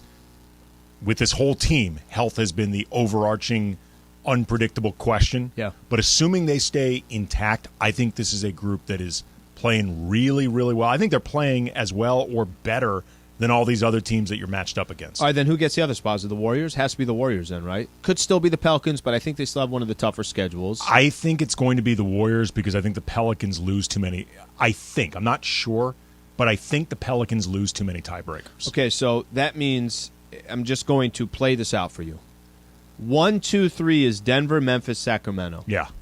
4, 5, 6 would be Phoenix, Warriors, Lakers. Put them wherever you want. I think Phoenix is going to keep the 4. Okay, so let's just say 4, 5, 6 is Phoenix, Lakers, Warriors. If I said one of that group, the top 3 are going to get the Western Conference, or 4, 5, 6 are going to come out of the Western Conference, wouldn't everybody take 4, 5, 6? Probably, yeah.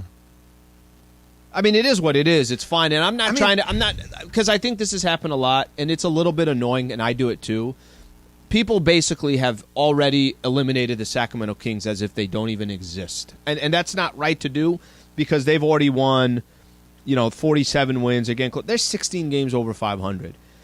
Denver, who I do think is a threat in the West, no question about it, I do. But I also don't think that they put this fear in you that, oh my gosh, we got to go up against the Denver Nuggets. I think those spots are 4, 5, 6 are the ones that are, hey, I'd prefer not to play them until I have to. Well, here's the thing. If you're asking me who I think is most likely to come out of the West, I think the honest answer is just about all of them. I don't think any of them have a real edge over the other. If you're asking me, though, to predict who I think people will predict will come out of the West more between Denver, Memphis, Sacramento, or Suns, Warriors, Lakers, I think the consensus is going to be Suns, Warriors, Lakers, whether it should be or not. I think it will be. Yeah, a lot of those guys, by the way, it looks like Andrew Wiggins coming back. Obviously, the Lakers as close to healthy as possible. No Mo Bamba. KD is back for the Phoenix Suns. It's more just that you have these superstar players who've won championships or teams that have been together for a long time and have won championships. That's what everybody's relying on. Here's the difference. Other than Ja, maybe, in those of the upper end with Denver, Memphis, Sacramento, there's no player that you get specifically scared about just going off nuclear one night where you can't do a thing with him. Like, even as incredible as Jokic is, that's not really the way he gets down. Like, he's not one of those guys that just explodes. No, he'd rather have 25, 10, and 10. Right. He's not one of those guys that explodes for 50. And, I know De'Aaron Fox could, but he doesn't scare you the same way Ja would. With the Suns, you've got Booker or Durant. With the Warriors, you've got Steph. With the Lakers, you've got AD, maybe LeBron if you needed it, but certainly AD. There's more of those go off for 50 guys, go off for 45 guys in those 4 through 6 than 1 through 3. Plus a big advantage, playoffs come, game kind of slows down a little bit. You get the days in between, so you don't got to worry about back-to-backs. That favors teams that are older, that have been in the playoffs before. That's beneficial to all those squads. Yeah, I mean, look, Sacramento, their offense is incredible. Like, it is legit incredible. In a weird way, I think there's pressure playing them because everybody expects you to beat them. Like, everybody expects you to beat the Kings.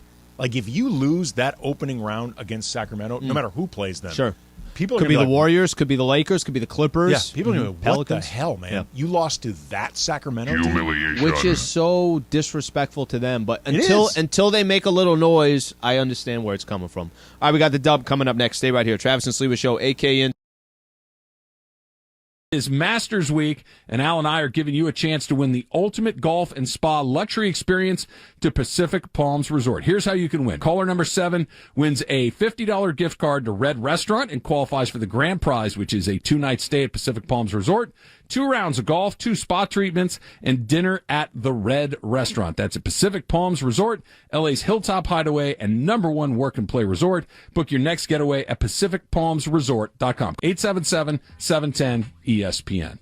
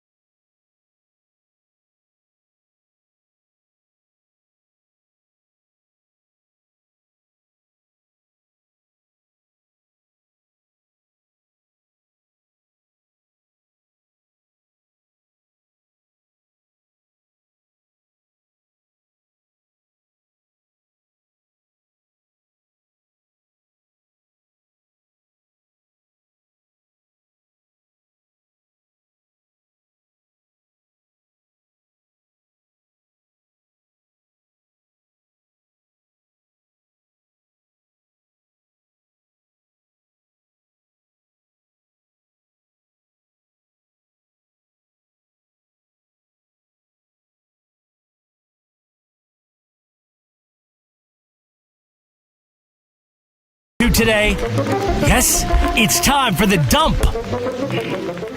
All right, so this came out a little bit after the show yesterday. Angels third baseman Anthony Rendon will serve a 4-game suspension for his actions involving a fan last Thursday. We talked about it.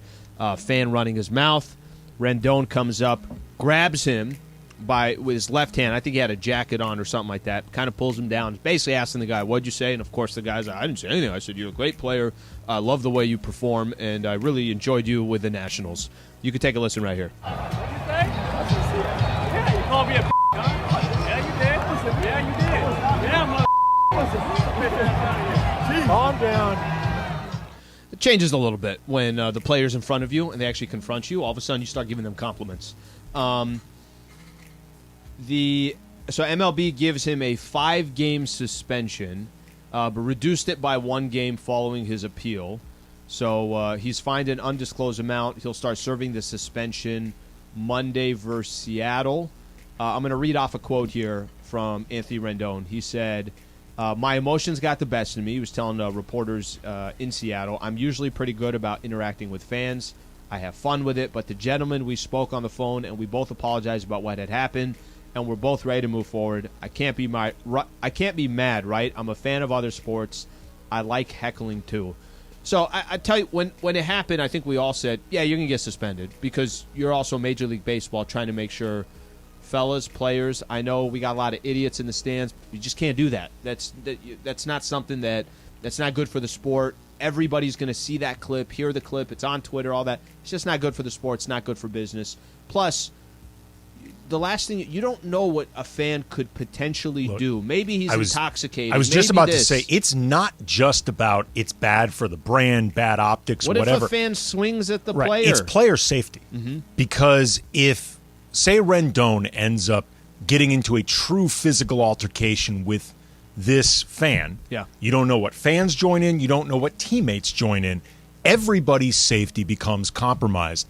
At the end of the day, I'm sure this fan crossed the line. Fans do it all the time. And I would have had no sympathy for this fan if Rendon had actually popped him. I'd have had zero sympathy. That said, you cannot allow that if you're baseball. Mm-hmm. I didn't expect 4 games. I thought it would be 2 or 3. But I don't have any problem with Rendon being suspended, even if I'm not even upset at Rendon. You just have to do it that way. I like the quote from him as well, just kind of, I don't know, trying to put a little bit light to it. I like that it will eventually go away, and then we could just start focusing on baseball again. Somebody hit us on Twitter yesterday and said, the only time you guys talk about the Angels is when something's wrong is happening. So let me highlight this real quick about the Angels. Since they lost that first game 2-1 against the Athletics, that's the game Ohtani pitched in. And left, I think, with a 1-0 lead, and then the bullpen gave up 2 runs. They beat the Athletics 13-1. They beat the Athletics 6-0. Yesterday, they beat the Mariners in Seattle 7-3. So they're 3-1. Ohtani has hit homers in 2 straight games, and I point that out because give them credit. I don't know where you are on this. Maybe you have no care at all about the Angels. I personally would love to see Ohtani, Mike Trout, and the Angels in competitive baseball come September. Yeah, it'd be great. 3-1 to start the season. It'd be great. They deserve it, and it would be fun for baseball. That being said, criticizing you guys for only talking about the Angels when things are going wrong, they haven't been 500 on a season since 2015. How many opportunities have you actually had to talk about them when things are going well? Before July, we've had a couple moments, and then once All-Star break hits, and Ohtani already pitched in the All-Star Settle game. down, Angel fan, leaving that comment. I mean, seriously. It was fan, but I paid it off here. They're 3-1, so I want you to know that. Yeah. Jim Nance called his final college basketball game yesterday. And what a game to go out on. Here's his sign-off. Take a listen. I mean this, not to try to play off hello friends, but to you, everybody in the college game, my CBS family, my family, all the viewers, thank you for being my friend. I mean, as legendary as it gets, it's kind of funny. You know, and this story is... over the last week, it just became a story with us because Scott Kaplan got 2 tickets from Jim Nance to go to the game. And there was a really cool interaction. They were doing basically like a YouTube stream, right?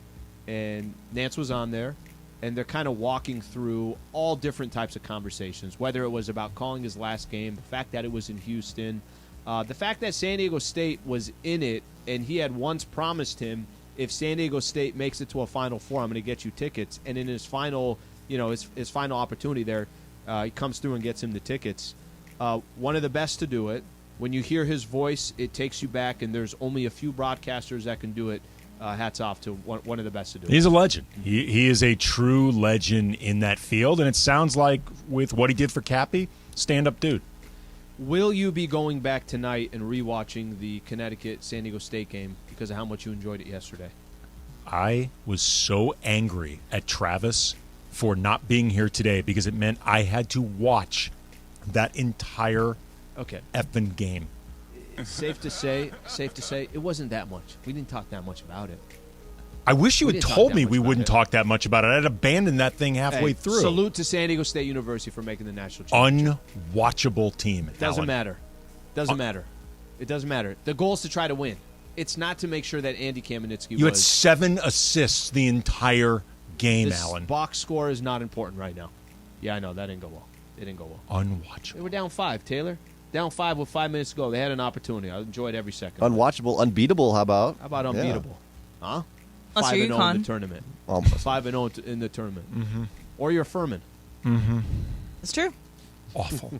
Awful product. On this day in 1975, Microsoft was founded. Wow.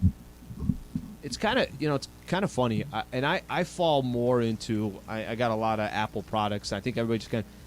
Is it and I know I say that while I have a Google Pixel and the green, what do we call it, the green bubbles, everybody gets angry at it. It's so funny to kind of see the evolution of certain companies where one company at one time, like that's the hottest company, it's this. And actually, Apple is the perfect one. Apple's just so much of it is marketing that you go to, and it just kind of attracts you. I don't know where, like, I'm just thinking of Microsoft. Do you have a lot of products? I mean, you could call it your email, and that's it. All I think about when I think of Microsoft is Steve Ballmer. Yeah, in the crowd, screaming his head off, like face red. Yep. That's all I think about now. Yeah. Is Ballmer. I have no association with anything Microsoft other than Ballmer in a Clippers game. That and Intuit Dome, where he does that as well, screaming in that. Okay, final one I got here. On this day in 1983, NC State shocks Hakeem Olajuwon, Clyde Drexler, and Houston 54-52 to win the national championship. Lorenzo Charles wins the game with a buzzer-beating putback, setting off the celebration. Jimmy Valvano runs all over the floor. We've seen that so many different times. That is kind of the epitome of March Madness, is you can take moments like that where somebody's not supposed to be. I mean, it's Hakeem Olajuwon and Clyde Drexler, for the love of God here. But that's a perfect clip if you've never watched it, and I'm sure you have, that you cannot watch March Madness leading up to the Final Four where that clip is not played. No, Iconic. absolutely. Iconic. Absolutely iconic. All right, let's do some Super Crosstalk. ESPN AM 710 Los Angeles. KRDC AM 1110 Pasadena, Los Angeles. K256CX 99.1 FM Pasadena, Los Angeles. It's the greatest segment in LA sports radio history. Oh my God.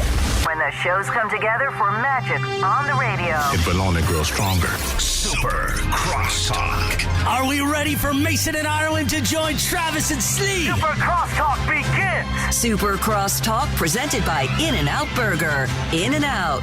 That's what a hamburger is all about. It's time for Super Crosstalk. All right, AK in for T-Raj, Ramona in for John Ireland, Steve Mason here in as for well. me. Steve Mason in for Steve Mason. Yes, correct. Okay, you did Dodger game yesterday. Yeah, Dodger game last night. I had a good 14 wait a minute, you were 14 degrees. Let's go. Want to let's come this go. way? I want to go that way. Because we go both ways. Tell me all about it. Okay, so just because you said it was 26 degrees, It was really cold It was and windy really at the cold game yesterday, last night. yeah. Yeah. Houston was so freaking hot. Really? 85 degrees. What? Wow. Humid like you couldn't imagine. I would, Beautiful Houston. I would walk outside and kind of know, like when I got back, which I got back this morning. Yeah. And immediately I'm like, what the heck is this? This is the coldest weather that I've ever been in. Not Yep. literally, but you know what I'm talking about. Sure. Houston was so hot. Really? So Completely opposite. Yeah, no, the opposite. Yeah. So take me through. Where do this you thing, want? Where do you want to go? Okay, Tell me. so describe the scene. Did you go to the Megan Thee Stallion concert, or was that on Saturday? That was. It's The Stallion, by the way. I think two E's. I think that was actually on Friday, and I didn't arrive till Saturday Oh, morning. But you better believe if I was there You on strike time. me as a big Megan Thee Stallion guy. Yeah. I think everybody knows that, right? I think everybody knows That's all that. you. Amazing. Was there like a fan fest sort of thing outside the so arena? I'm tell you, got in Saturday morning. Yeah. Early Saturday morning. Mm-hmm. Never been to a Final Four before. Ramona, have you been? I have. Okay. In Indianapolis. It was when the Bruins went in 2006. Oh, there you Okay. go. Yeah. Mace? Yeah, I've been to several. Okay. Been to several. AK, we already Never. talked about it, had not Yeah, gone. it's really cool. So I made sure to go to the San Diego State event on Saturday. So that's through the school. That's going to have. Is that like an alumni thing? It's basically pay X amount of dollars Yeah. and be a San Diego student. They'll Okay, send you the question not for not you. a student, but Have you alum. ever been to a San Diego State alumni event before this? Yes. Okay. I was Oh, actually okay. a part of. Okay. I was a part of the San Diego State alumni board. Get out of here! Not really? board. I was an alumni, whatever you want to call Liaison? it. Yeah, something Oh, like that. nice. You're So like the guy who sends the emails, LA chapter no, of And no, says, no. "Please send us money." No, Like, do you here's- know Come to the these guy? events? I'm do you not know kidding. the guy at Bowling Green who sends me the letters asking for money? Because I get those. Okay. Yeah. Here, I did that for a little while. They basically got to be on one conference call once a month, but they take so long. I didn't know what was going on, and plus Right. I was doing it from here. They were all in San Diego. I'm like, I don't think I could help with anything. Yeah. Long story short, I went to this event. Event Okay. was actually pretty cool. Yep. You got the band there, the marching band. You got the cheerleaders are there. It's a pep Any rally. famous alumni there? You Like, would- was Ted Giannoulis, the San Diego Chicken, there? he was not there. Yeah. Who else, Momo? You Oh, did the we game did a whole- yesterday. Who we did- else? we did a whole game. No By Kawhi. by the way, No the, Kawhi? the chicken is as famous as it gets. Oh yeah, yeah. Here, no, let me the- look up my game from yesterday. in minor league baseball, when How the about chicken Kirk used to come Morrison? to Was town- Kirk Morrison there? Kirk Morrison was in the Nice. house. Marshall Falk? We did not see Marshall Falk. I mean, he could have been there. Yeah. How about Karen Bass, mayor of LA? Karen Bass, mayor of LA. What if she showed up in Houston? I did not. She see was her there. recently at a Dodger. She was at the Dodger opener. She got introduced with all like Valenzuela and Herm Hershiser. Edwards. Herm Edwards? Herm Did not Edwards? see Herm No, there. Herm Did not see Strasburg was there, but Okay. he was there not at my event or not at the event on Saturday. He was at the event But- yesterday. How about Carl Weathers? Carl Weathers was not there. I did not see Carl. That was Weathers. not on the list Apollo yesterday. I Creed. could have though. Yeah, he was not Yeah. on there. Malachi Flynn, who plays for the Raptors. Yeah, just some of these guys, right? DJ But was Gay there used to much play. regalia? And, No, it was so the event. You probably had 2,000 people that are there. It's all San Diego State people. This is all before the Final Four game, right? So you get that, all you can eat, all you can drink. Let's just say we took advantage of that, and then bam, you go into the arena, right? Going to the arena where my seats were, and I'm talking about Saturday, not Monday. Yep. Where my seats were, it was just the entire section was. I think San Diego State had 128 to 134 was the section that they were in. So I was 130. Who are the biggest students or the biggest fans section? Not even close. Not even close. San Diego State. San Diego State, really? Not even close. Oh, that's nice. Yeah. So FAU is there, Miami is there, UConn is there for the Final Four. Right. But San Diego State, and I get it, FAU and Miami, they had never been there as well. Yep. San Diego came representing. Nice. It was awesome to see it. I'm just going to fast forward to at the game, section 130. You got all the fans, all San Diego State fans. You're painting a picture. I feel like I'm there. SDSU had not had a lead in probably 30 minutes of this game against FAU. Down on 14 Saturday. at one point, right? And I know you guys have all had moments like this, whatever event it is. Mm-hmm. But imagine you're at this big of an event. It's actually the school that you went to, the city that you're from. And it's a chance to go to the national championship, which your university has never been close to going to. 7 seconds left. And how many national championships have you won in any sport? I don't know. Maybe not a one.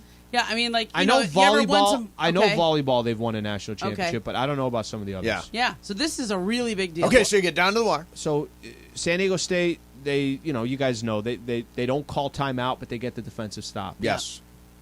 Butler's got the ball, and I don't know where he's going. Mm-hmm. He's going towards the baseline. There's nowhere to go. Nowhere. He's cutting back, and you got the whole fan. Of course, everybody's standing up, and there's just this little sidestep and bam. There's just this. I think we're going to lose the game because I don't think he's going to get a shot off. Yeah, it looked like he was taking too long. Looks like he was taking too long, and just kind of realizes as he's looking, looks like almost on the other side of the floor, pulls up, takes the shot. I have never, in my life, going to sporting events, the closest I could say is Lakers-Celtics Game 7 over there, right? As big as it gets. Right. But this is a buzzer beater, no time left, Final Four. Your squad's never been there before. For 20 minutes, I don't think anybody moved out of their seats. It was just absolutely electric. And then yesterday they lost the national championship and couldn't score for 11 minutes. It was not a... Now, this one's a surprise. No, I left the Dodgers game early. It was so cold. It was so cold. It was so windy. 5th inning. Okay. They were already up. Fifth inning, we were up at that point, and I thought, you know what? I've done my... I've had my first night at Dodger Stadium for the year. I'll come back when it's warmer. So totally. I did get home. Like Wrigley Field. No, it really was. It was really freaking so cold yesterday. The wind was blowing out to left like crazy, like crazy. So I did see the end of the game, and it was not a beautiful, the most appealing. It was not a beautiful looking game. Yeah. But I was rooting like hell for you. I know got within 5, and that must have been fun, and you got nervous and excited and edge of the seat. Then when they busted open, what do? Did you just storm out? I waited. No. I had one buddy that wanted to leave early, and I told him, I said, we can't leave early. So why can't we leave early? I said, because San Diego State just made it to the national championship. Right. So the least we can do is when the game is over and they shake hands on the other side with Connecticut, they're going to walk through the tunnel. Yeah. And as they walk through the tunnel, we should cheer for us for these, 12, 15 players, whatever it is, that for 3 weeks kind of bottled up something in San Diego that they have not had in a long time. Right. Pay them their respects. We did that's that. cool. I mean this 100%, Alan. Respect for doing that. That's awesome. Like acknowledging what they brought to you. Like not just the university, but to you. Like saying thank you for doing this for me. That's awesome. Then you stormed out, right? Well, after that, then we had to wait an hour in traffic. But you didn't want to see, like, for example, when I went to the Super Bowl 2018 in Atlanta, I did not want to see the Patriots ceremony and their friggin' confetti and no interest in any of that. Yeah, so you didn't see any of that. UConn getting their love and everything else, no interest in that. Okay. So just waited. They did their thing, and there's I was going to try to buy some Final Four merch, but... Why did you not buy Final Four merch? Here's the problem. This is stuff you'll wear for the rest of your life. Okay, here's the issue. The issue with the merch... Would you guys buy this? You're probably going to say yes, but there was Final Four that was obviously all 4 logos of the schools. Yeah, that's the one I would have That's the one I would have gotten right there. But then there was specific Final Four that was Final Four with a UConn logo. That's it. Final Four with an FAU logo. That's it. Final Four of this. San Diego State, everywhere was sold out. And I wanted to get Final Four. That's the one I would have wanted too. That's the one I wanted. Yeah, but I would have settled for the one with the 4 I would have teams. settled for the one too. It would have felt like settling, though. It would have felt like settling. Now here, I'm gonna get the juice out. I'm gonna get a little third here. Amazon.com. Just go buy You it now. seem like a true fan. You seem like you're actually committed to your school. Like you're not just you woke up to tomorrow. Or you woke up yesterday and decided I'm gonna root for my school that I went to 20 years ago, or however old, right? There are a lot of bandwagon fans who have woken up and become Aztec fans over the last 2 weeks. How many of them did you see? Did you welcome them aboard the bandwagon? Did you give them any grief? Yeah. Or were you like fine with the more the merrier? More the merrier. It's Okay. it's such a. And let me Yeah, kind of always, yeah. Let me kind of explain why. I think and maybe this is a San Diego thing. Okay, maybe it's the fact that you don't have like LA. You have so much to pick from. You want LAFC, there's LAFC. You want the Galaxy, you got the Galaxy. You want to be a Laker fan, a Clipper fan, a Dodger fan, a Rams fan, a Charger. You have so much to choose from. That's representing the city. Yeah. That's not the case out there. Right. Right? So I think what happened in these last 3 weeks, it's no question, whether somebody had followed the team or they didn't follow the school at all, to get this many more eyes on it, if it had that much more interest, if this is a big step for the program, where maybe with SC and UCLA leaving, that they can somehow squeeze into the Pac-12. I think they're going to get into the Pac-12. Yeah, I do too. The question is going to be what's left of it. Yeah. Well, that's going to be the question. Are other schools going to leave as well? By the way, $29.99. There it is, right there.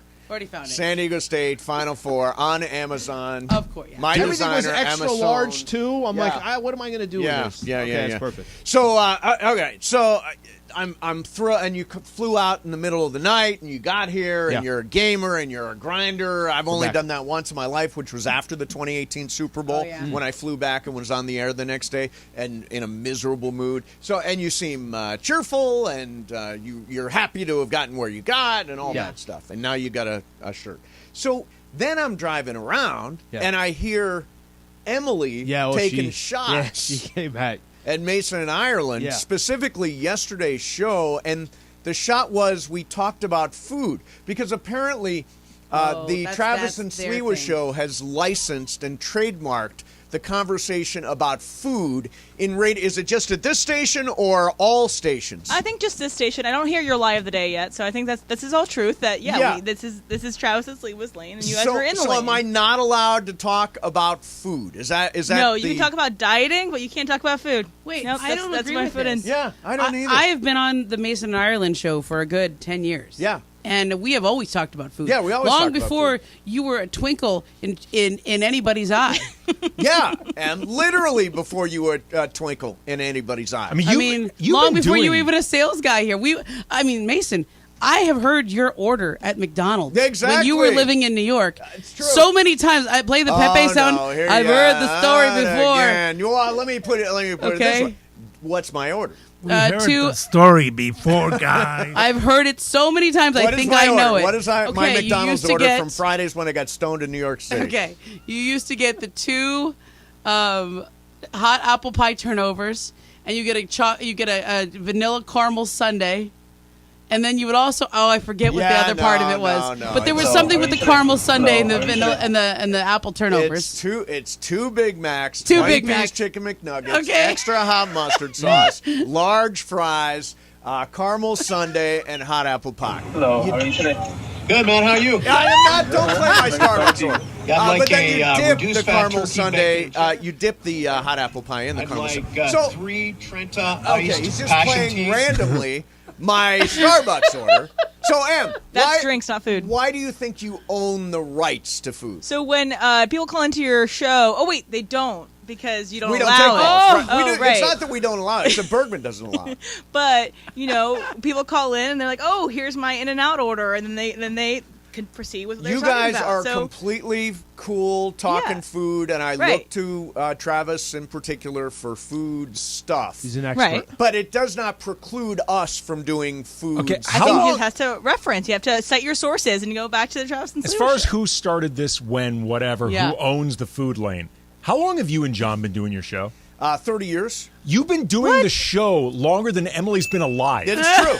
We started 5 years before you were born. So I'm pretty sure at some point they landed on food over the 30 years as a talking Is point. this the part? Did come up. Is this the part where we go, oh God, kids these days? Oh, these kids. Yeah, clearly it is. Old men keep talking. Their generation doesn't want to have to work for anything. They just want the food lane automatically given to them. You know, you guys merged into the food lane. Don't come after the OGs, Em. Don't come after the I mean, OGs. we did one segment of Food Talk. Yeah, Mace, we did. With O'Shea Jackson Jr. one time that my mom called me and said she had to pull the car over. She was laughing so hard. yeah.